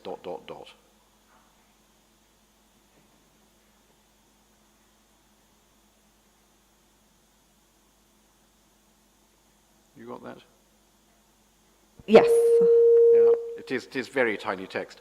Now, we know from other witnesses the authority have got no objection in terms of the design of the scheme per se, the architectural language proposed to be used, the way in which the design and access statement has picked up, as it were, the best of the locale for placemaking purposes, etc., etc., etc. So the whole section 13 of the MPPF, the beauty agenda, is not a matter in dispute between the parties. Yeah. Well, obviously it's dependent on reserve matters, but there wasn't a big flag raised at the indicative styles and Thank you very materials. much. Well, I hope at reserve matter stage it'll be a bit more cheerfully recognised than that, but never mind. A lot of work, we say, has gone into the exercise, and no objections come from the authority on the point. So, assuming permission is granted as a matter of principle, because there is another dispute as to whether or not there should be housing here at all, assuming that's a granted principle, there isn't an issue between the dependents and the authority in terms of the proposed layout or the architectural treatment of it. And that, of course, provides a new part of the village from which at the moment there are no current views of the church, that is, no public views of the church. No, obviously, because if you went into that land, you'd be trespassing. Yes, exactly. So no current public views, and therefore it's not publicly appreciable by the members of the public views of the church from that locale. As we've indicated before, in your agreement, the more important aspects of the setting in terms of its contribution to significance is indeed the more localized views within the village itself, both the churchyard and between the houses of the village. Yes? Yes, of the historic core. Yeah, the ability to appreciate the church available from those aspects. And what this does is provide for the first time and appropriately framed, obviously, but a new public vantage point from which, on the much vaunted hill, from which one is going to be able to observe the church and its spire across the village. Yes? Yes, but it comes at the expense of losing the view that you've got currently, which adds to its That significance. may be a netting issue, but in terms of it itself, the provision of new and appropriate viewpoints for the public that allow greater appreciation of the asset than is currently available from this location, that is a heritage benefit, isn't it? Potentially, I haven't been to this part of the site to know what view you would get. Well, that's very fair. To be fair. Thank you very much, Dr. Hudson-McCauley. Those are my questions. Thank you, sir.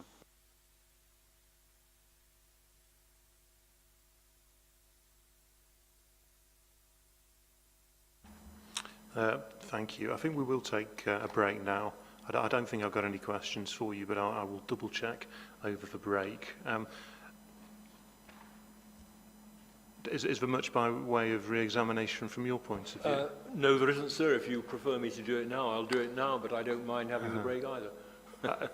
It's always how long is this piece of string? What are we talking about? 5 or 10 minutes, something like That sort of thing. Dr. Hudson-McCauley may prefer to get it over and done with. So. Well, that was where I was leaning. Just give me a moment. I'll double check what I've got. I don't think I do have anything, but bear with me.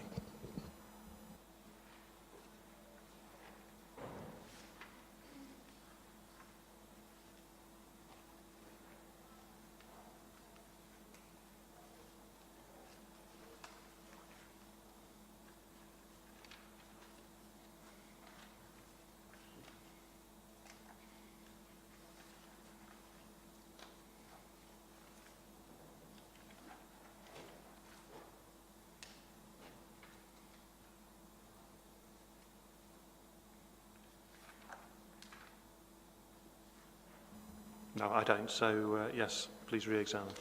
So thank you very much.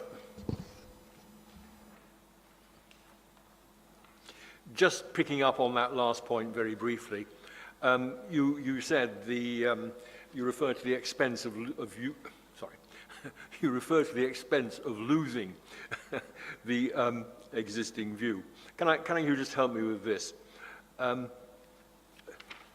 There is proposed, as part of the development, this public open space at the northeast end will have, we're told, there are no viewpoints or photomontages, a view of the church.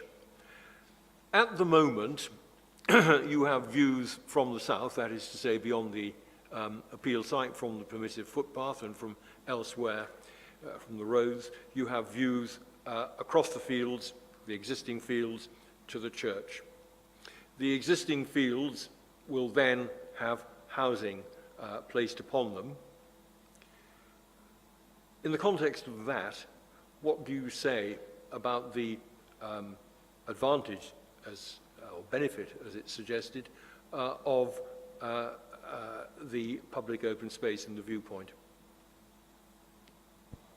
Well, the current open green countryside adds a positive contribution to that setting and that connection to the countryside, which would be lost with a housing development placed in. Whilst there is a view being created within the development, I'm not entirely sure what you would see from that view to really quantify on how that would weigh in against the significance of the view you've already got.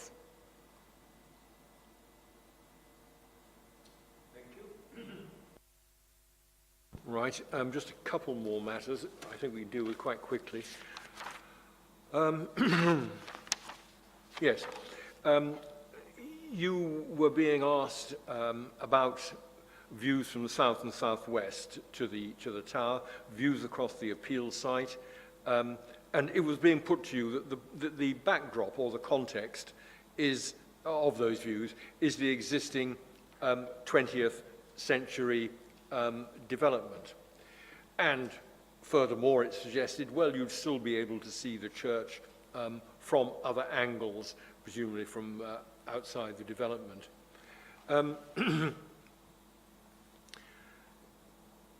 Two questions, really. You'd like to comment, first of all, upon those propositions, bearing in mind the English Heritage Guidance about cumulative impact. Although the 20th century buildings are within the view from the south, they are not fully encompassing that view. You still do see the countryside in front of those and to the west, which add to the significance of that setting, the countryside setting and the historic context of the building within that environment, if you were to then develop, you would then lose part of that positive countryside in replacement for housing.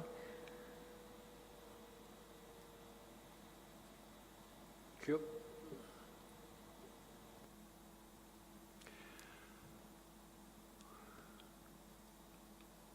I don't think I need, on reflection, to ask you that further question. No, okay, that's it. Thank you very much indeed. Thank you, sir. Thank you, Doctor. We'll take a break now. It's, what is it? It's around 10 past, so we'll adjourn till 1:30 in a moment. Before we do, can I just double check, Mr. Story, your running order? Is it Ms. Bigg first? Yes, I will be calling Ms. Bigg first. Miss Marwood has been told, and she is making her way here. She will be available after lunch, and she's very kindly arranged some childcare, so there will be a bit of more time for her. Well, that's much appreciated. Thank you for those efforts. So, Ms. Bigg and then Miss Marwood. Okay, thank you. All right, we'll adjourn now and resume at 1:30. Thank you.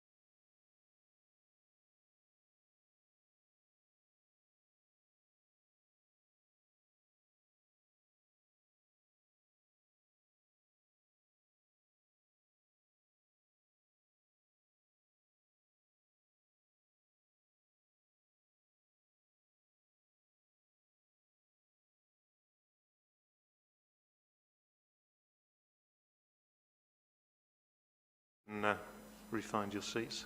It's always nice to see people communicating.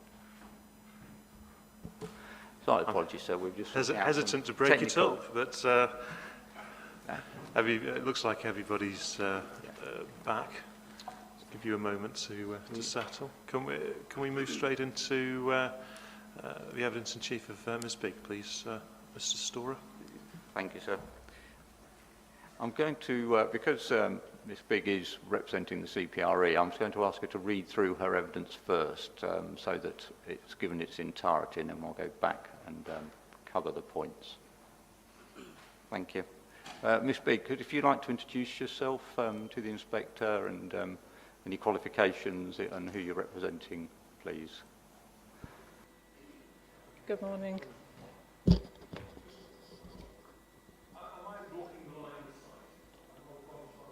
Yeah, you're absolutely fine there, sir, and I could actually see round you, so you're okay.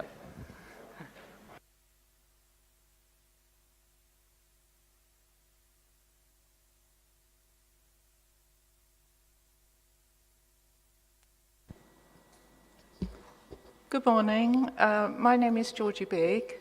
I'm here to represent CPRE with this planning appeal. CPRE is both a national and local charity.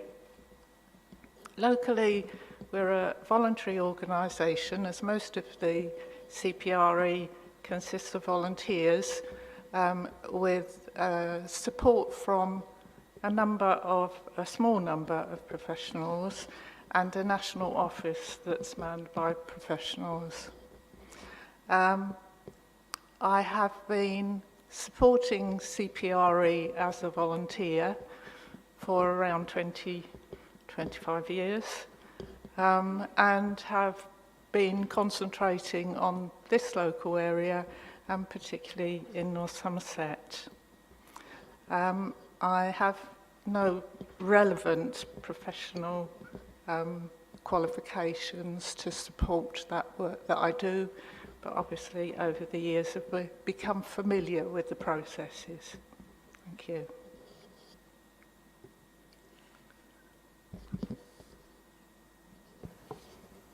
Thank you for that. And can I just add, you are a member of the local parish council, so you also have good knowledge of the local plans, and I think those are referenced within your statement.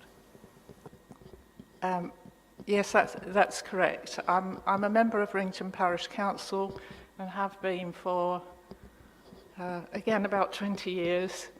I'm not representing Wrington Parish Council as they had submitted a very substantial response to the application, and unfortunately they weren't unable to speak directly yesterday, but I think were represented by the councillor for Wrington in that place. But CPRE are in support generally of everything that was presented in the parish council response. And thank you. If you'd like to read through your statement in chief, thanks. Thank you very much. Thank you. So as I said, just to introduce this, CPRE have been involved with the planning system in North Somerset and its wider environments around Bristol and the area that it covers locally for a number of years. And we do respond to a number of planning applications and individual ones where we have concern. And also particularly we're involved with local plans as they come up for consultation, and we are generally involved with those and try to add our comments to them as the process goes through. So this particular application, we believe, is inappropriate in terms of the site, where it's situated, and will have a detrimental impact on Wrington. We believe that the potential impacts of this site are significant and will adversely affect the setting of this rural village and its landscape character. The proposed site is at the entrance to the village and on high ground. This will have a visual impact on the long views to Wrington's Grade 1 All Saints Church and the conservation area. It would be harmful to local landscape character and to what makes this village special and distinct. Policy CS5 recognises the importance of North Somerset's landscape and the need to protect and enhance its diversity, distinctiveness and quality. And on page 42, it says the policy will apply across the whole of North Somerset in order to respect the quality and character of the landscape and the historic environment. The community of Wrington value highly its local heritage. This was confirmed around 10 years ago through the parish plan. And a major consultation, including a questionnaire to 1,200 households within the parish, with 770 of the questionnaires being returned and the data analysed. The responses showed 81% identified that Wrington's listed buildings and conservation area were important to them.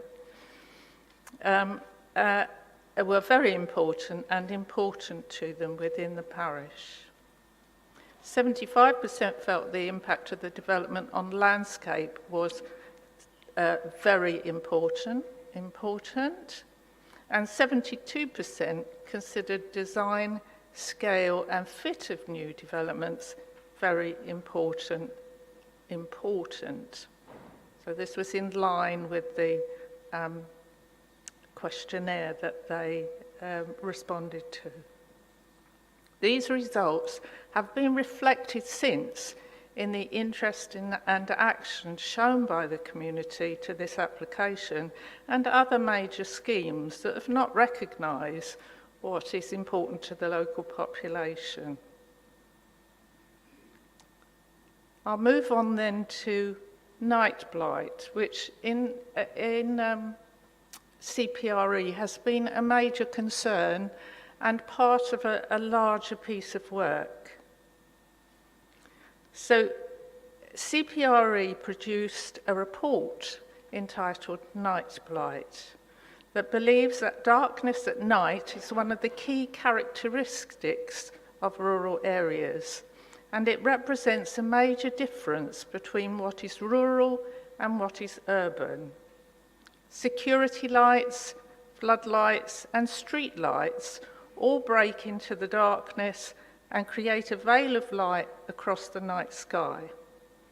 The report uses satellite data to create detailed maps of Britain's night skies. Dark skies mark that difference between urban and rural areas.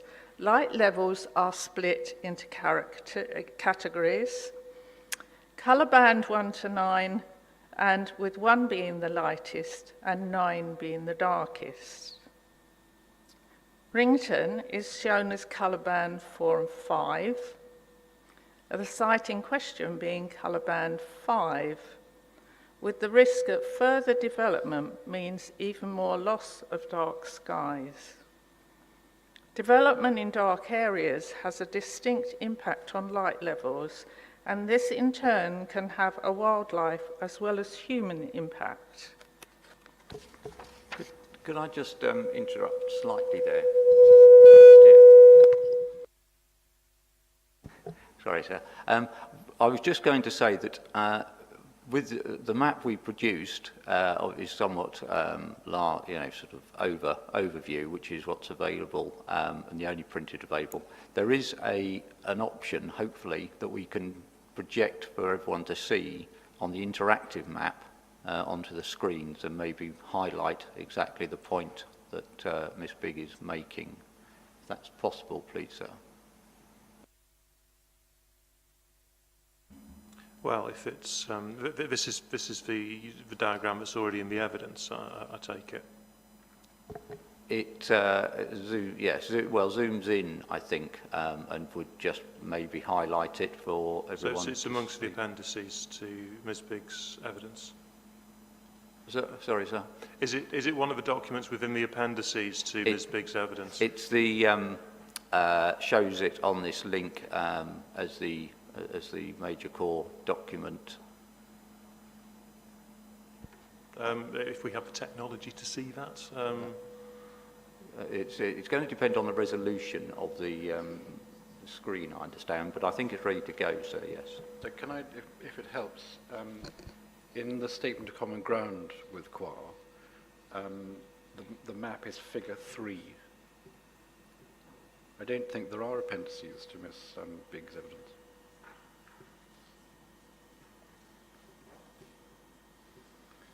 Page 17, sir, of statement of common ground with QA.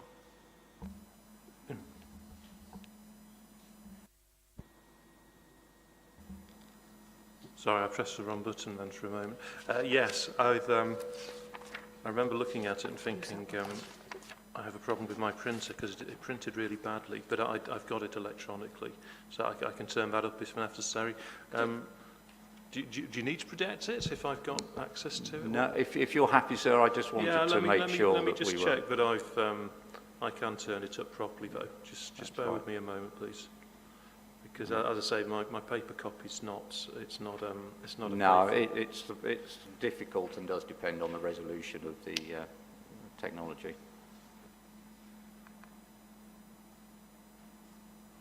Okay. Sorry, Mr. Boyle. Which page was it? Just to have 17. Yeah, I've got it. So it's figure 3, CPRE, England's land pollution and dark skies online map extract. Is that what you were wanting to take me to? That is precisely the. Yeah, I've got it here, nice and clear. Okay. Thank you. And I appreciate the assistance of Mr. Boyle for that. Thank you. If you'd like to continue, please. Continue. Thank you very much for that. I would recommend it. It is a satellite map, and it's best viewed in close detail because it's it goes down to an immense detailed locality. So as long as you have the appropriate equipment in front of you, you can get the satellite data direct to your equipment and pinpoint it to a particular area, which is what I'm referring to in my response. Not too easy to see on a general version of it, I'm afraid. But I hope you'll have the correct references there to find it, should you wish to see it. Shall I continue with the next paragraph? Yes, please. CPRE supports a plan-led process. This application ignores the plan-led process and attempts to use the loophole generated by the powers of developers to build out permissions at a rate they control. There is a need for housing that is genuinely affordable, and it seems only social housing appears to be able to deliver that. Wrington have been considering a neighbourhood plan, but in consultation with North Somerset Council, this was put on hold during COVID and subsequently decided to reconsider when North Somerset's Local Plan 2038 is finalised. I would like to make the point here that there's a typing mistake in that C32 should read CS32. I believe that's twice in this part. So CS32 in the current local plan has, in our view, rightly been cited as a reason to refuse the application. Wrington, in the current North Somerset local plan, is identified as a service village. Wrington has changed considerably since its service village designation. Since that time, it has lost the GP surgery the post office, the banks, a petrol station, optician, and various shops. There is Amor's, a small local shop. There are obviously other small services, and they still exist. In fact, the small local shop acts also as the host for the post office. But this requires a great deal of dedication from the people involved. The Butts-Batch proposal appears not to meet any aspect of CS32. As an illustration, a number of points are covered below. The current local plan gives Wrington a settlement boundary, which makes it subject to development within the settlement boundary and within certain constraints adjacent to the settlement boundary. And that is, sites outside the settlement boundaries in excess of about 25 dwellings must be brought forward as allocations through local plans or neighbourhood plans. The proposed batch development is outside the settlement boundary and is well in excess of 25 and is speculative rather than plan-led. CS32 also requires the proposed development to result in a form, design, and scale of development which is high quality, respects and enhances the local character, contributes to placemaking and the enforcement of local distinctiveness, and can be readily assimilated into the village. The proposed development makes no acknowledgement of local character or reinforcement of local distinctiveness, and does not lend itself readily, to be readily assimilated into the village.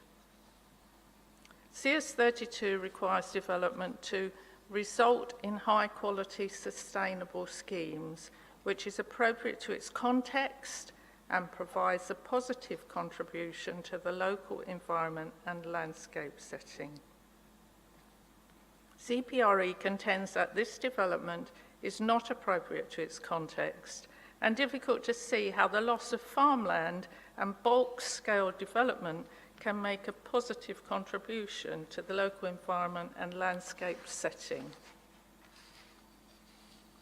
Referring to the National Planning Policy Framework 2021, Section 3, Plan Making Bullet, says that the planning system should be genuinely plan-led, and finishes with, and a platform for local people to shape their surroundings, which is why CPRE is keen to make sure that, that local people have an involvement in that plan-led system. So North Somerset's Local Plan 2038. The new North Somerset Local Plan 2038 has progressed through a number of consultations, and the intention is for it to come back to the population before it then goes to examination and adoption by the end of 2023. The North Somerset Local Plan 2038 no longer has service villages, although Wrington still has a settlement boundary. The new strategy proposes a hierarchy for development and identifies development in urban towns and larger villages who already have some urbanisation and are currently able to provide services and transport infrastructure. Presently, Wrington is not identified for major development. The Butts-Batch site has been considered and rejected. There is a recognition that North Somerset housing should meet the needs of local people and considers sustainable locations that already have a wide range of local services and reliable public transport. All these aspects are essential to meet stated climate change commitments by North Somerset Council. Continuing to develop in places that are unsustainable can only add more cars to inappropriate narrow lanes, adding to carbon emissions. If strategic decisions put new developments in the wrong places without the right infrastructure, it will mean people will find it impossible to make the behavioural changes required. CPRE recognises the issue of the 5-year land supply and would like to give examples of some recent decisions where the lack of a 5-year land supply was considered. I won't go through that, but that involves the situation where there was a lack of 5-year supply and the inspector in those cases considered the balance in that case as to whether there was a negative effect or one that was acceptable. Thank you. Sorry, let me speak. Yes, thank you. Unfortunately, there seems to be a feedback issue when two microphones are on. Or, yes, maybe.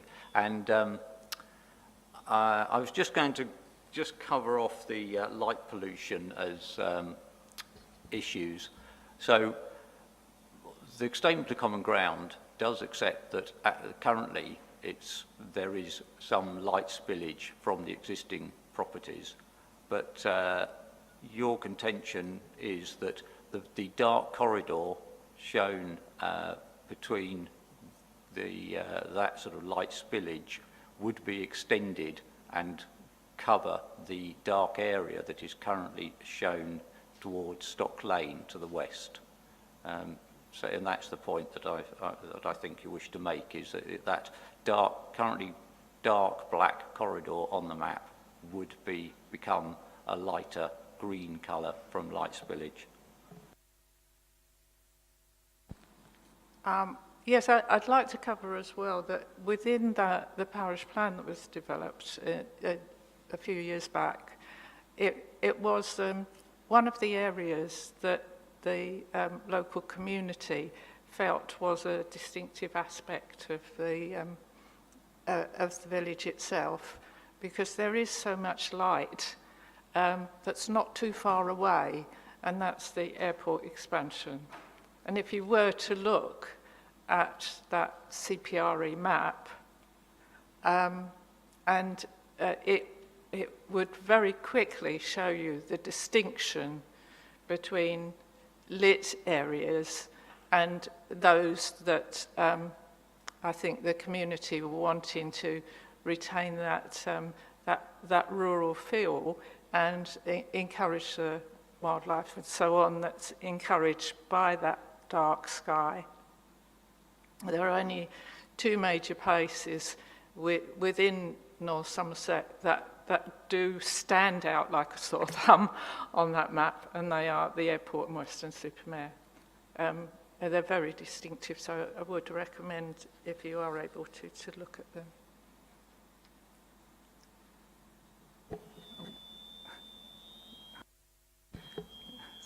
Thank you. We've definitely got some technical issues. And just to cover off your opening paragraph, about the impact on the site that you have already named as Butch Batch, and I think we heard yesterday that field is identified by name by the local people, and also the valley, the Yeo Valley, designated J2 by the council, and Wardle Armstrong mapping is known as Wrington Vale. So again, it has a sense of identity, as you may or may not have heard. I raised with Mr. Lee yesterday, the landscape witness.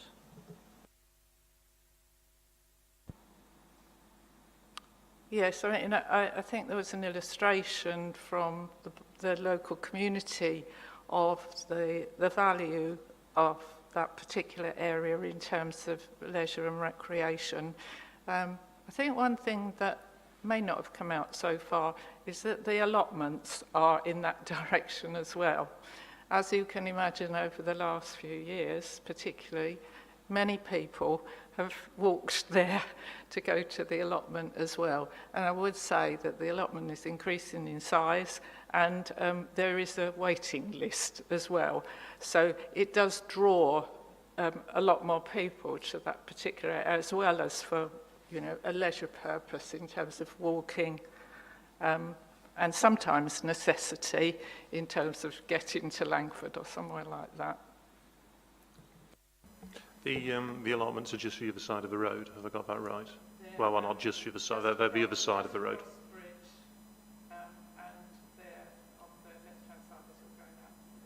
So on the eastern side of the road, yeah.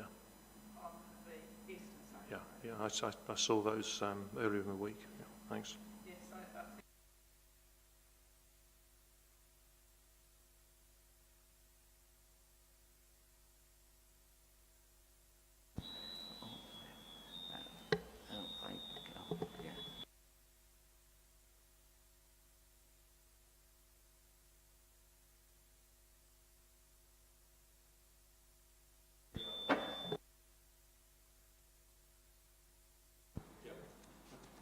I turned it off because of the noise.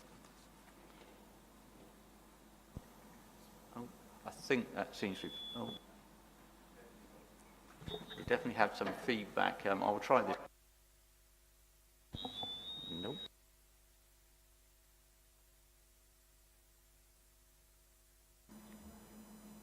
Is this microphone any better? If two are on.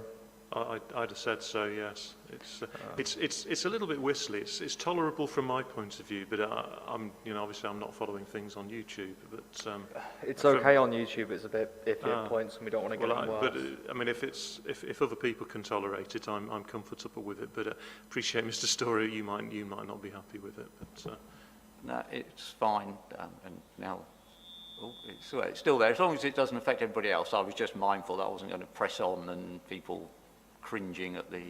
No, it's within the tolerable limits from my point of view. But Okay. We'll keep an eye on it. But if you want to swap mics, feel free. Thank you. So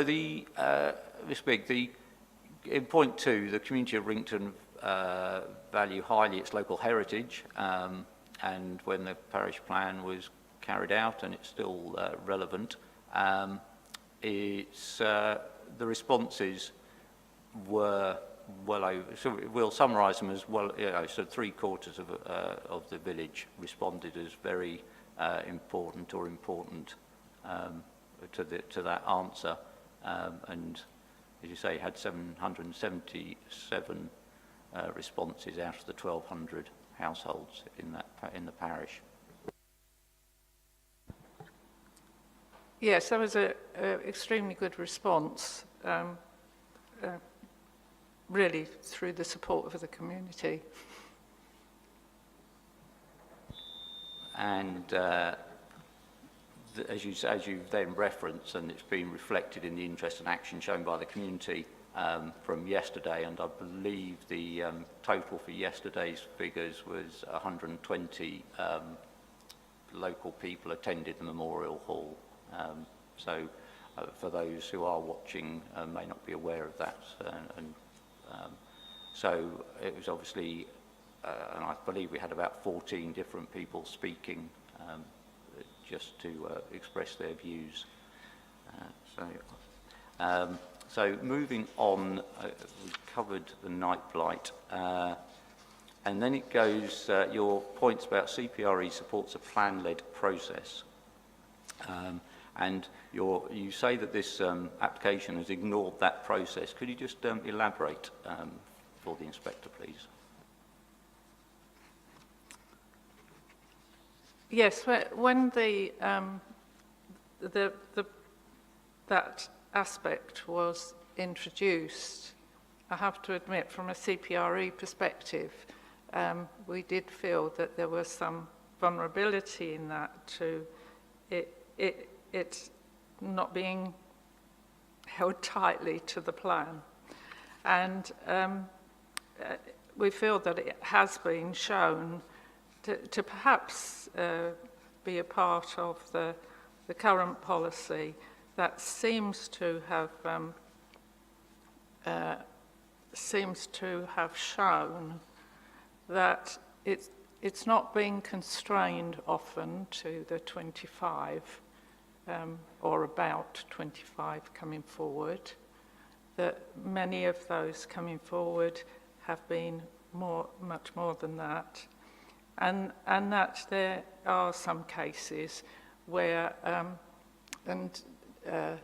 have listened to debate in the past about developments that have come forward, been approved and going forward for development, to then almost end up with a new settlement boundary that then allows the next one to move forward.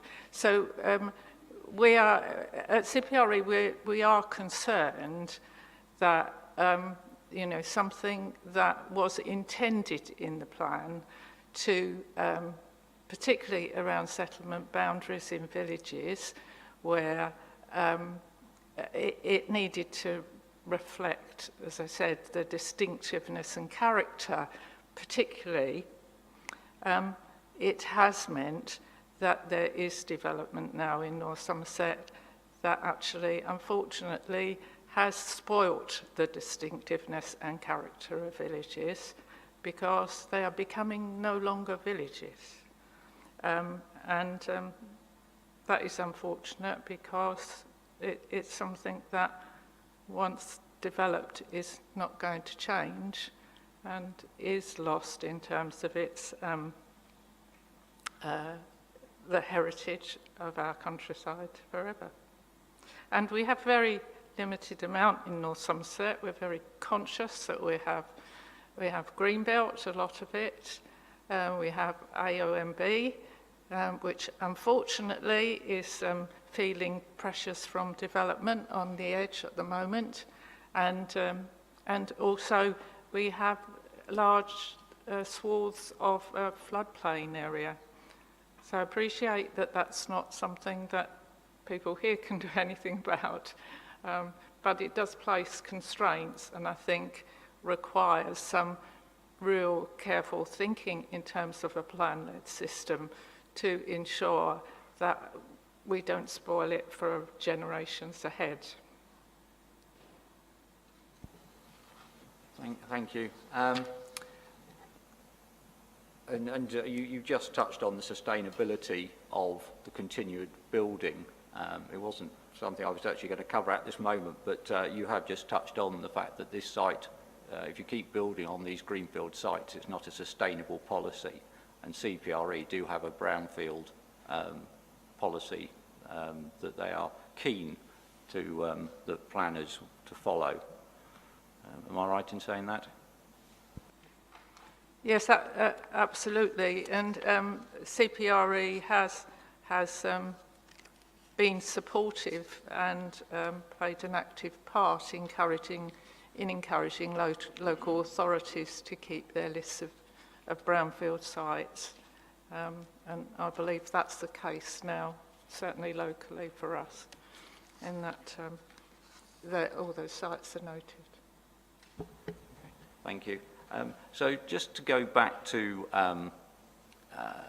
this particular site, so Butts Batch, the field, am I right in thinking that it's been considered by North Somerset Council in the past as whether it would be a suitable site, and what was the result of those? I believe there were two previous considerations for this site.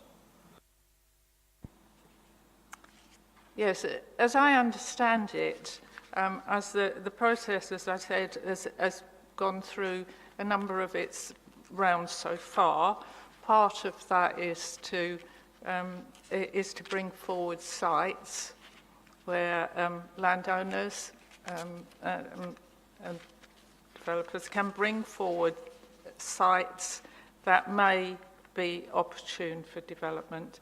And this site, as I understand it, has been reviewed and considered in detail and rejected. So it had already gone through that process, as I understand it. And we heard from Mr. Lié, and I believe that you have heard his evidence in chief, although you weren't able to hear some of the cross-examination yesterday. But you have heard it referred to as being designated by Wardle Armstrong as highly sensitive to change. Am I right in saying that? You did hear that? Yes, that's right. And I think your opening statement supports that it's obviously, you agree, that although you may not be aware fully of what the Wardle Armstrong has said and the maps, because I did briefly show you, but you're aware of those, that it is obviously highly sensitive, has been rejected, and you've already described how it makes the, by building on there, it's going to change the character of the village. Yes, I believe that to be the case, yes. And you were just saying about the CS32 policy, generally around the areas that you've been involved in, because you've spoken at others, planning applications and appeals, that this extending out of villages beyond the village boundaries is in fact urbanising villages and therefore losing their character. I think that's sort of correct from what you were just saying to the inspector. Sadly, that's the case, yes. Unfortunately, and I don't think it's, it's only North Somerset. You only have to go across the country, I'm afraid, to not be able to distinguish where you are by its local distinctiveness, which I think will be lost in this particular case. And you've, just to make sure, the site, the proposed site for this development, as it hasn't been put forward in the or hasn't been approved as a site, so it would be called a speculative development, and that the appellant is going to rely on the weight of evidence and the fact that there's not a 5-year supply of housing in order to tilt the balance in favour of this application. Yes, where the planning system is, it appears at the moment, is that it relies on a 5-year housing supply, which is obviously dictated by the speed of development of approved applications.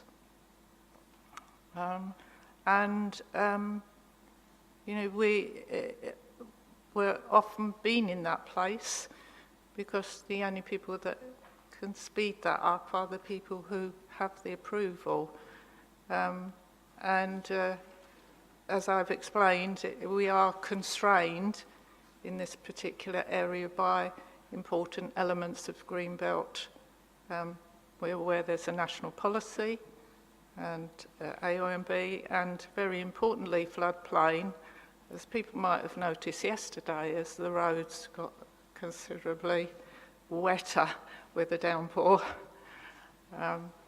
So I think a solution needs to be found. I can see it's not particularly, well, it is relevant to this, but not much that can be changed. But I think the bigger picture relies on recognising that there are constraints and focusing on proper sustainable development that recognises the constraints of the environment. And I'm just trying to find the court document number, sir, but I think you will be aware that this very issue has been raised by Dr. Liam Fox MP in the House of Commons, just to highlight when he was addressed the House that North Somerset is basically just running out of suitable places to build, and he made that point, as you say. So I've just referenced that. I can't actually see the document in core documents as I'm looking here, but I do know that it's been submitted. But it's just wanted to bring that and reference that document in, so whilst we're on this subject.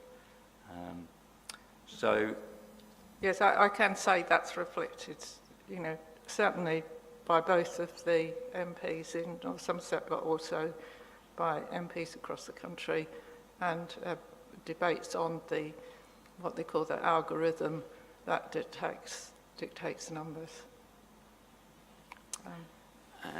And so just before I go too much, so the service village, and you've highlighted here that Wrington has changed since it was designated a service village. Am I right? Well, do you know the date that that this was consulted on and it was assigned the service village designation? I'm afraid I don't. Okay. Sorry. I'm sure that our North Somerset Council colleagues would be able to. That's absolutely fine, but it's substantial. Probably around the time. No, it wasn't the last local plan. I don't think. I think it was the one before. And at that time, the village had a lot more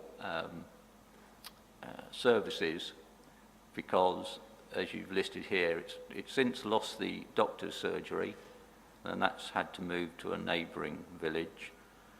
The post office has been, as such, has closed and is now housed in Amors. It's lost its banks, a petrol station, opticians, and the various shops. So I think what you're trying to say is that although the housing numbers generally have increased with some recent additions, and obviously with this application, that the population would be increasing quite substantially, but the justification to do so, as on the fact it is a service village, would be flawed. Would I be right in saying that? Yes, I think. I mean, there are still a number of services that are obviously of value to locals, and locals try to use them to ensure that they stay there and are profitable enough to stay in business. But some of those more essential, such as the GP surgery, it may have seemed that it's not moved that far away, in that as the crow flies, it's probably 2 or 3 miles. But if you don't have transport and you're poorly, you're in a wheelchair, you've got young children with buggies, it's not very easy if you have no transport or limited transport, where your partner leaves the village and leaves you without transport during the day, to actually even access those services. And in today's world, accessing a GP is extremely important to people. Some of those other basic services as well get more complicated as they disappear from villages, like banks, so alternatives have to be found. Technology helps, but not completely. So it has made a difference over that time in the lack of what I think people might feel are the more essential to well-being services. But the village does its best to come together with services that help. Okay. Thank you. And just to, we've already touched on the policy that this is over 25 dwellings and outside the village boundary, and you mention that CS32 said it should result in a form, design and scale of development which is high quality, respects and enhances local character and contributes to a place making and reinforcing of local distinctiveness and ready to be assimilated into the village. What are your views on that section of CS32? Well, I think they're very important, and I think that's a reflection of developments that there are some current developments that are going forward, but there have been developments within the village settlement that I think have reflected a lot more some consideration for their area. For example, in the parish plan, at the time that was produced, there were a number of smaller developments moving forward. One of those was in Rickyard Road, which were opposite bungalows, and consideration was given to the development opposite of those so that they wouldn't be higher in terms of the ridge of the properties of the ones opposite, that they fulfilled a need for affordable. There's another development just off Broad Street, very small one again, that met the needs of part of the population. Again, they were smaller, they were single story, and a lot of thought went into those in terms of consideration, and a number of other developments. So the village is not opposed to development, particularly if it does enhance and supports the community that is there. Thank you. I was just looking at volume 2. You, Mr. Lee, the appellant's landscape witness yesterday, and you won't have a copy of this. I don't know whether perhaps a hard copy could be passed to Miss Bigg. Is that possible? I was only going to compare that with the figure that's been recently referenced. I think it's J. Yes, J on volume 2 of Mr. Lee's evidence.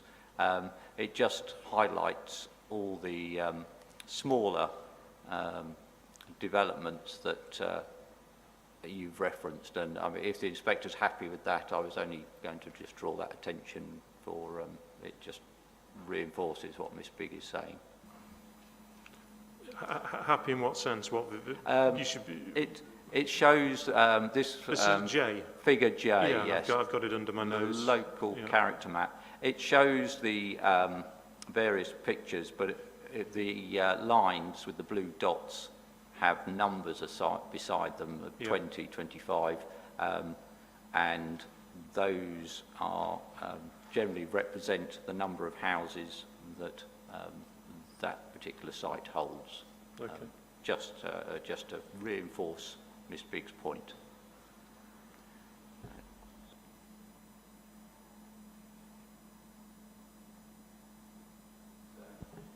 And then you say at the bottom of page 4, the CPRE contends that this development is not appropriate to its context, and it's difficult to see how the loss of farmland and bulk scale development can make a positive contribution to the local environment and landscape setting. And I just want to highlight something which you did, I understand, hear Mr. Lee say in his evidence in chief about the value of land at the edge of villages, and his how he understood that you should consider land that's on an edge of a village as opposed to one that was, I believe he said, 500 metres further west. Does that, I mean, I don't, if I say that he gave less weight. I think he said it was moderate. You'd only give it moderate consideration to the landscape, whereas something 500 metres further west could well be high sensitivity, and he was just querying the grading of this land. Can you see a flaw in that argument? Well, I'm not an expert in that area, but all I would say is that it has a landscape value, and it certainly has a landscape value to, to the community at large, and the residents that currently enjoy it. I mean, I don't think the public at large think about its, where it sits in policy, but they know what it feels like when they're out there, and that's the important bit.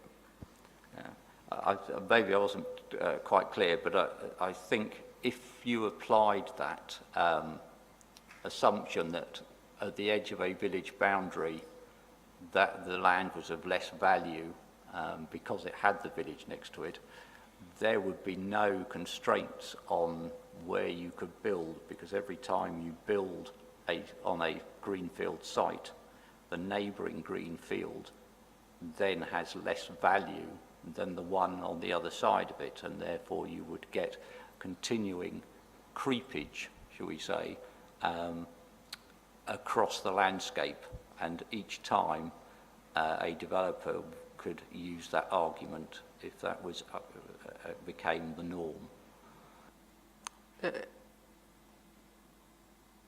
I think inappropriate development in landscape from a CPRE perspective would degrade that landscape. So I think that it would reduce its value, because it would be if we're not too careful, more of an urban aspect to it, and that it just extends, it takes away what is currently there. I may not understand your question, Richard. No, I probably didn't put that very well, so I will leave that. I certainly don't wish to try and lead you to what I was thinking. It's fine. In which case, I don't think I have any further questions at this time, sir. Thank you. Okay, thank you. Can I just check on timings and what you anticipate in terms of cross-examination, Mr. Boyle? So, certainly. My intention, because obviously there's an overlap with the authorities' witnesses to some extent, my intention was simply to ask this witness about the night blight situation. So it's now 12:20. I doubt it was going to take more than a quarter of an hour to do that point. Okay. Well, that sounds doable before we take a lunch break. So we'll press on with that, please. Thank you. Whilst things have been going on, I've attempted to multitask, and I brought up the interactive map and honed in on Wrington as well, and saw the context. I sort of did that descent. So. Can I just check, because obviously I don't have access to that. Did it look any different from the map that's in the appendix? No, there are various, depending on how much one zooms in, but there's a point at which the sort of pixels are kind of fixed, if I can put it that way. They don't get any more detailed, or certainly on the version I'm looking at. And I think what's in there is a fair representation of, certainly in my eyes, of what one sees. Obviously, the further out you are, you see the context, and as you described, you can see Weston-super-Mare and the airport in terms of context. Yeah. Well, what I'm going to do is use figure 3, because that's what I have. Yeah. If that's the same as what you're seeing, I'm content. Obviously, if you're seeing something different, then it becomes problematic. But Miss Bigg, I said to the inspector, I'm just going to ask you questions about this night blight point, because you alone are the person taking it as a witness. There is a core document, which is the CPRE report. It's, for your note, it's CDL2. I don't know if you have that. No, I don't have it. I don't think you need to turn it up. It's just picking up on the point the inspector's just made. The pixelation that creates these maps, which is from, as I understand it, a satellite traveling over the country. Yes. The pixelation is a 400 meter by 400 meter square. And so for your note, that's on page 6 of the CPRE report, which is CDL2. Page 6.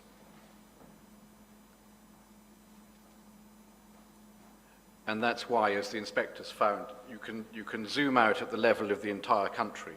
You can zoom in down to a certain point, but yes. After a certain point, you don't get any further degree of, awful phrase, granularity, because you've got to the level that the pixels allow you to get to. Yeah? Yes, yes. As I understand it, when it was developed with specialists in that area, and I suppose there are some constraints when you make it available, more widely available to the public, that the minute detail of something captured there is not able to be expressed in a wider view of that. I take that, and it gives my comment that I made in addition to that in terms of contrast was the two sites, as I said, that are, in fact, Bristol Airport is within the Wrington parish. So we are conscious that there is, one of the brightest places in terms of light pollution within the whole area. Yes. So, and if you look at North Somerset as a whole, those 2 points, Bristol Airport and Weston-super-Mare, absolutely glow on the map in comparison to some areas, and that's a shaded map, so it does, to a certain extent, show you a degree of the darkness. Okay, but the point simply was this: the map that we've got in the Statement of Common Ground, the inspector has in hard copy in front of him. Yeah. That is as detailed as the CPRE satellite system allows one to get. That you can publicly because get of the pixelation, I say, at 400 by 400 yes. meters. Yes. So would you mind very much taking up that Statement of Common Ground? Do you have it to hand? No, I'm sorry, I don't. We're going to provide you with a copy.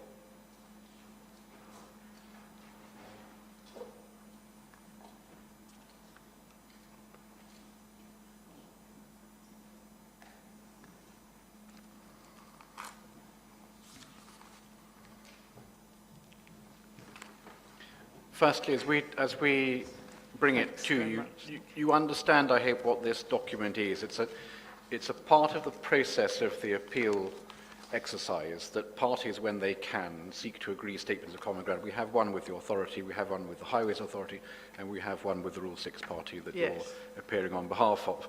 And it's designed to narrow the issues and also crystallize the issues for the inspector by identifying common and, indeed, for that matter, uncommon ground.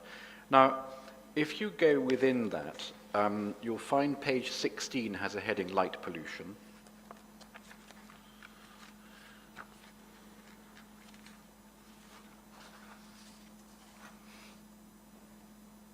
Do you have that? Yes. And if you turn the page to page 17, that's the figure I've been referring to, figure 3. Yes. And we can see, I hope you can make out, under the colours, I assume it's an OS base, where the village of Wrington sits. Yeah. The easy way of doing it is by reference to the river.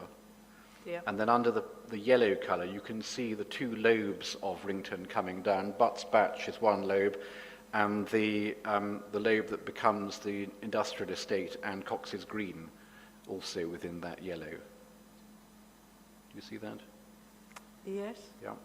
And then to the north of the yellow, but within the pale green, is the balance of Wrington village, isn't it? Indeed. Yes. Basically from the church up north and west. Sorry, east. I always get that wrong way around. North and east is the balance of the village. Do you have that? Yeah. Good. Yeah. I'm assuming, although I haven't seen the wider view, that where the pale green starts coming into the top of the map, that's influence from the airport, isn't it? You see the top right of the map? Yes, it would be on the Yeah, map, yeah. yes. I say, the inspector zoomed out and I haven't, but that's, I know that's where the airport is, up in that direction. Yes. And so what we've got is there's the darker, well, I'm going to call it the blue rather than dark blue. The blue lies between the green in the top right corner, northeastern corner, and the green which sits over the majority of the village. And then we have the yellow upside down L shape, number 7 shape. Yeah? Yeah. Good, okay. Now, that's the existing CPRE mapping as we currently have it. It's notable, perhaps, is it, that, and maybe you were looking at figure J, or rather, Mr. Storrow was directing the inspector to figure J. Do you remember that? Sorry, I'm not. No, not it's familiar with within that. Mr. Lie's appendices, and it shows in purple where the more recent development is. Right. Are you familiar with that map at all? No, I'm not familiar with that No. map. But Well, maybe you could just do it from your own knowledge of the village. Yes. The lobe that has, I'm going to call it Cox Green, but the lobe that comes down towards the river that has Cox's Green on it, that's also got an industrial estate, hasn't it? it has, yes. Yeah. And that's within the yellow we can see on this plan here. Yes. Yeah. And the other bit of the number 7, if I can put it that way, so going westwards, that embraces what we know as King's Road, I think, which is the we're told 1926 was probably when it was put up. Yeah. And are you aware from your own knowledge whether that has streetlights? Possibly. Yeah, well, the I- inspector will go and see to confirm Yes, for I his own can't tell you definitely. Don't What- worry. If you don't know, then don't I speculate. can tell you that they're minimal because actually the parish council owns most of the street lights. And so it is an expenditure as well. Yeah, okay. And so we are particularly careful about what type of lights and so on. Okay, good. Well, and we can see from this map that the balance of the village falls into a darker zone Yes. than those two lobes, and that's essentially the historic core of the village to the north and west of the church. Yeah. Yeah. Okay. Now, if you turn back a page, no, forgive me, before we do that, do you see on the figure 3, there's a legend on the right-hand side Yeah. of those colours, from the brightest to the darkest? Yes. Yeah. And I'm very happy to take you back to the CPRE document, but what it indicates to us, and so for your note, it's page 2 in the summary, is the 2 darkest categories combined are what, and as they put it, most of us regard as dark skies.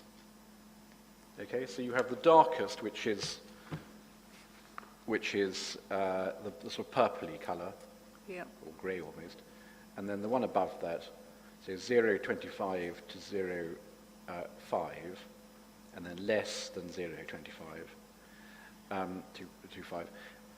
Those two combined are what CPRE's report defines as being what most of us creates dark skies. Yeah? Yeah. So the first thing we can see, can't we, is that the existing situation for the appeal site, and indeed that part of Wrington the appeal site is going to attach itself to, is already not dark skies. It's in the yellow zone identified as 2 to 4 nanowatts per centimetre squared per square centimetre from source. Yeah? I can see what you're referring to, Okay. but unfortunately, I think that we're probably not talking about the same reference point, because I can understand what you're identifying here, which is the scale that's down the side Yes. of the illustration. But I think that what you're saying in comparison to the comments that I made in terms of the band, it appears to be different. I'm now not following. I'm so sorry.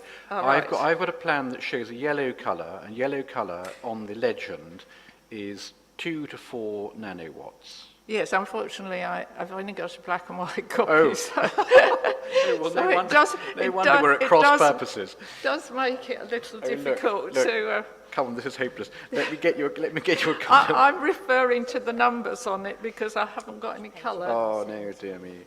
Look at the colour version. I'm so sorry, Miss Biggs. If you told me that at the beginning, I'd have made sure you had a colour version.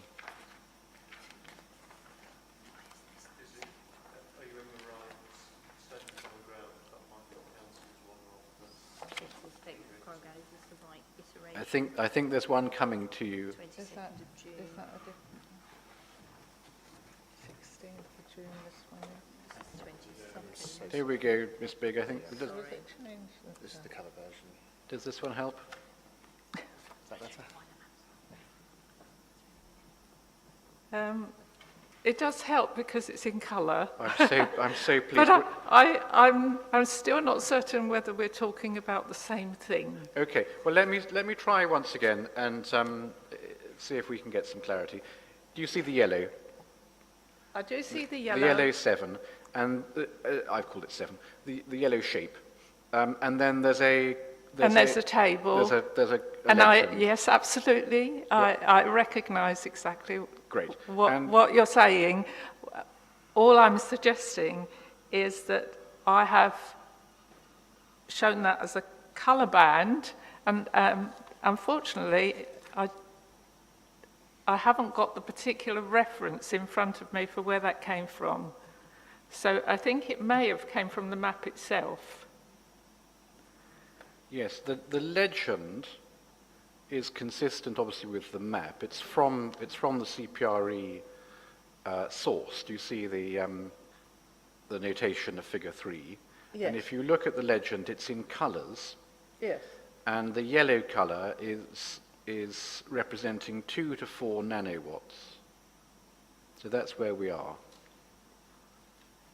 Yes, and it may relate to the same thing in that I think I think in terms of colour bands, Yeah. maybe we're not talking at odds here, because in colour bands, the colour bands are 1 to 9, Yep. and That's band. what is suggested that it's band 4 to 5, band 5? which is within the middle, Yeah. and which is what you're suggesting I tell you what I'm going. from the colour bands. Is that correct? That's exactly right. I'll tell you what I'm going to do, because there's an easy way of identifying this. I am going to make sure that you have the CPRE document, which we have as a core document. So I said it's CDL2. You can find that. I'm going to make sure it's in colour for you. Oh, thank you. Oh, brilliant. Yes. CDL2. Can you go within that, please, to page 6? Process.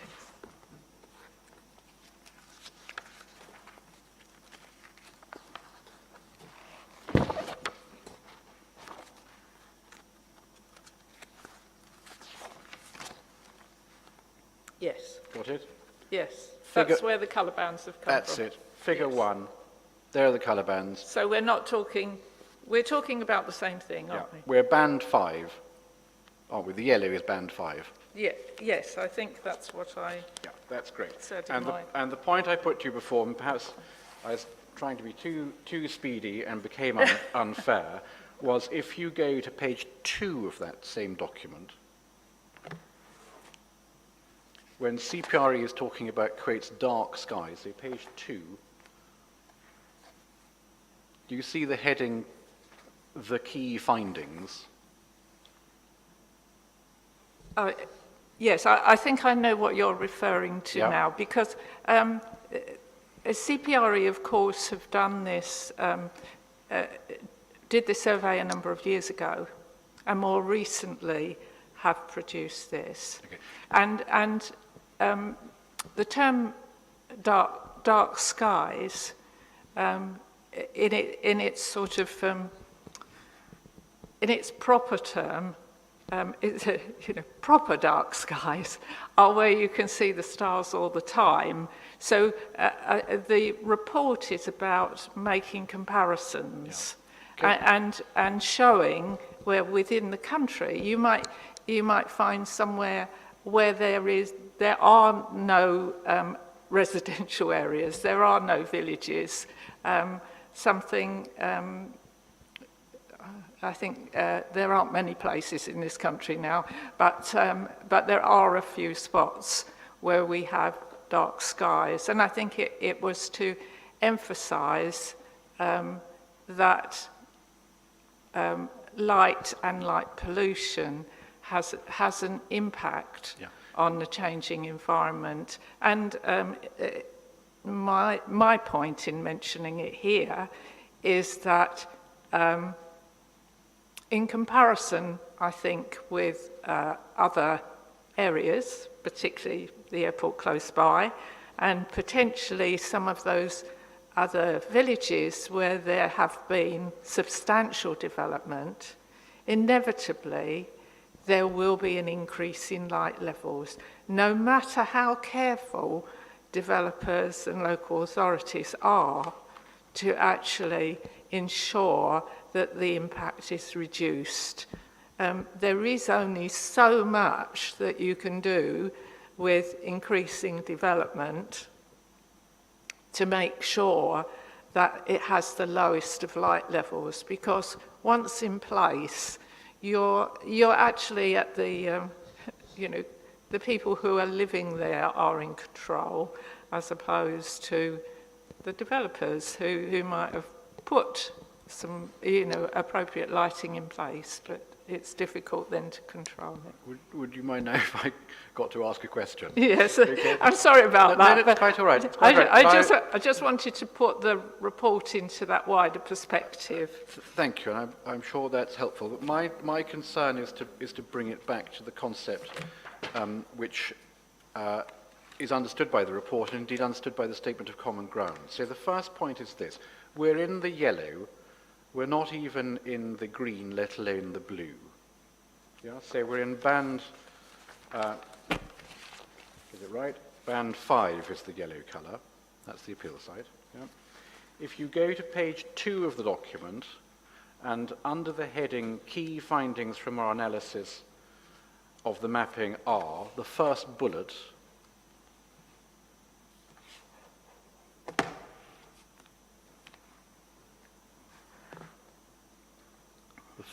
page 2, first bullet on the left-hand side, it first of all talks about pristine night skies, and that's 22%, which we find elsewhere is the colour band 1, the darkest, 22% of England. When the two darkest categories, so colour band 1 and colour band 2, are combined, almost half of England has what, and this is the phrase I put to you a little while ago, and forgive me, I should really have taken you to the document, what most of us regard as dark skies. So as far as the document's concerned, what most of us regard as dark skies is colour band 1 and 2, the two darkest, which is 0.25 to less than 0.25 nanowatts. Okay, so that's the purpley colours. Yeah? You accept Yeah, that? yes. Yes, good. Absolutely. And That's- I think, you know, I suppose that's why CPRE have done the work on it. Yes, good. And that's why, isn't it? If we go back to the Statement of Common Ground text, which is on the previous page, page 16. It's rather heavy binders here. Just shout if you need help to find it again. Thank Statement you. of Common Ground, we were on page 17. We're now on page 16. Yes. If you look to paragraph 634, it is agreed, that is, it's agreed between those on behalf of whom you appear and those on behalf of whom I appear, it's agreed that the appeal sites are not located in an area that constitute dark skies or intrinsically dark landscapes. Do you see that?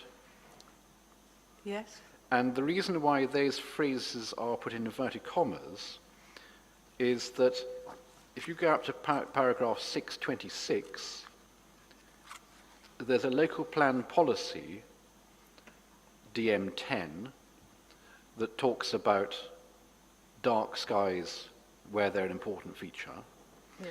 And there's also a PPG reference, planning policy, planning practice guidance reference, so nationally published, at paragraph 629, that talks about areas of intrinsically dark landscapes. So it's agreed between, for our inspector's purposes, you know, recording his decision, it's Yes. agreed between us that the appeal site is neither of those categories, neither a dark sky for the purpose of DM10, nor intrinsically dark landscape for the purpose of the PPG. And Unfortunately not. no, that's excellent. Now, so that's the existing situation. Yes.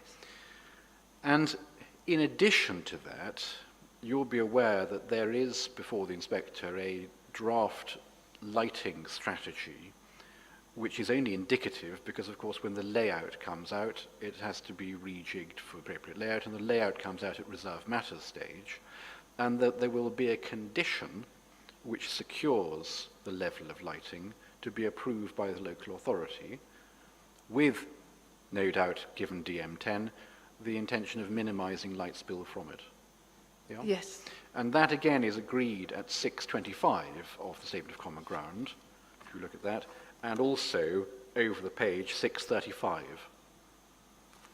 That's at reserve matter stage. Yes. Yes. And I entirely accept that you cannot remove additional light from additional development, but I hope you would equally be well aware that modern good practice, current good practice, is to minimize light. Gone are the days of slapping up street lights and having external lighting and so on. These things are now directed to having the least light spill as can reasonably be achieved, commensurate with all other factors. Yes, and I'm really pleased that we've made advances in that matter. Yeah. It's taken a good many years by CPRE to get to that stage, and I'm pleased that local authorities now include it in their policies. Living as I do in Cumbria, which I see as the third darkest county, it's a matter I applaud. But I'm going to leave it there with you, if I may. The Yes, Inspector thank has you. the point from the Statement of Common Ground. Thank you very much, Miss Biggs. I'm sorry that took much longer than I intended because you didn't have the relevant document. Oh, well, I've seen it in colour now, so thank you. Okay, thank you. I don't have any questions for you. Are there any points in re-examination? Just the one, but I do think that Ms. Big might have covered it already.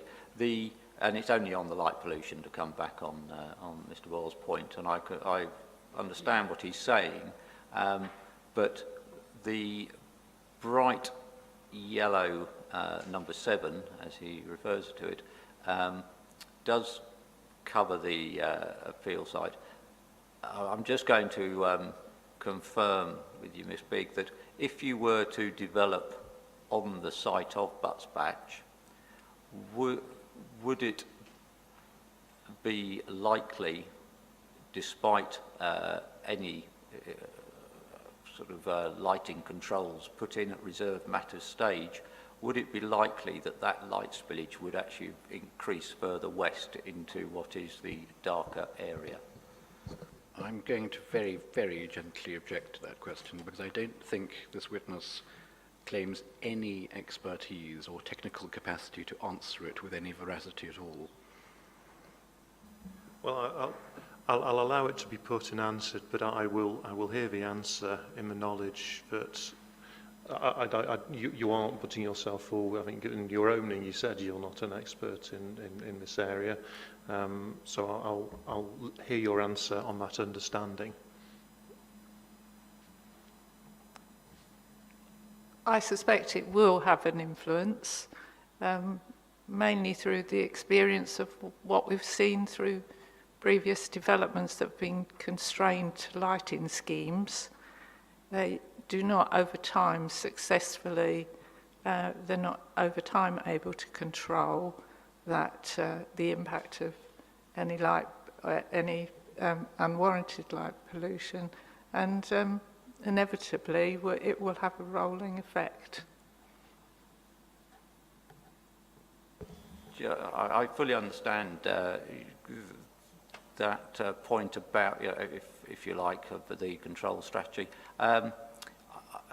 I think, if I may, that it would, by building on the land, you would introduce cars and other items which do not have light-controlled emissions. Would that also, if I may put that question, sir, or make that point to Ms. Bigg? I understand the point. I think you might be leading at this stage, in fairness, and I've heard an answer to your question. Okay. Yes, I accept that. So thank you very much for bearing with me. Okay. Thank you. Okay. This feels like an opportune moment to take a lunch break. Thank you, Ms. Bigger. We'll looking at the clock. It's 5:02. I was wondering about a slightly shorter lunch break, but you got the same issue as on Tuesday, Mr. Paul. On this occasion, no, sir, because one of the team very kindly has brought in food from outside, so we don't have to worry about ordering time, etc. But everybody content with a shorter break then, 50 minutes to 1:45? Everybody comfortable with that? Okay. We'll do that then, and we'll resume after the break. It's still your intention to call, and I'm losing track, sorry, so many witnesses. Miss Marwood. Thank you. Yes. Thank you. Excellent. Good to see you again. And yeah, if you can make sure you're ready to go at 1:45, please. Excellent. We're adjourned now until 1:45. Sorry, 1:45. Thank you.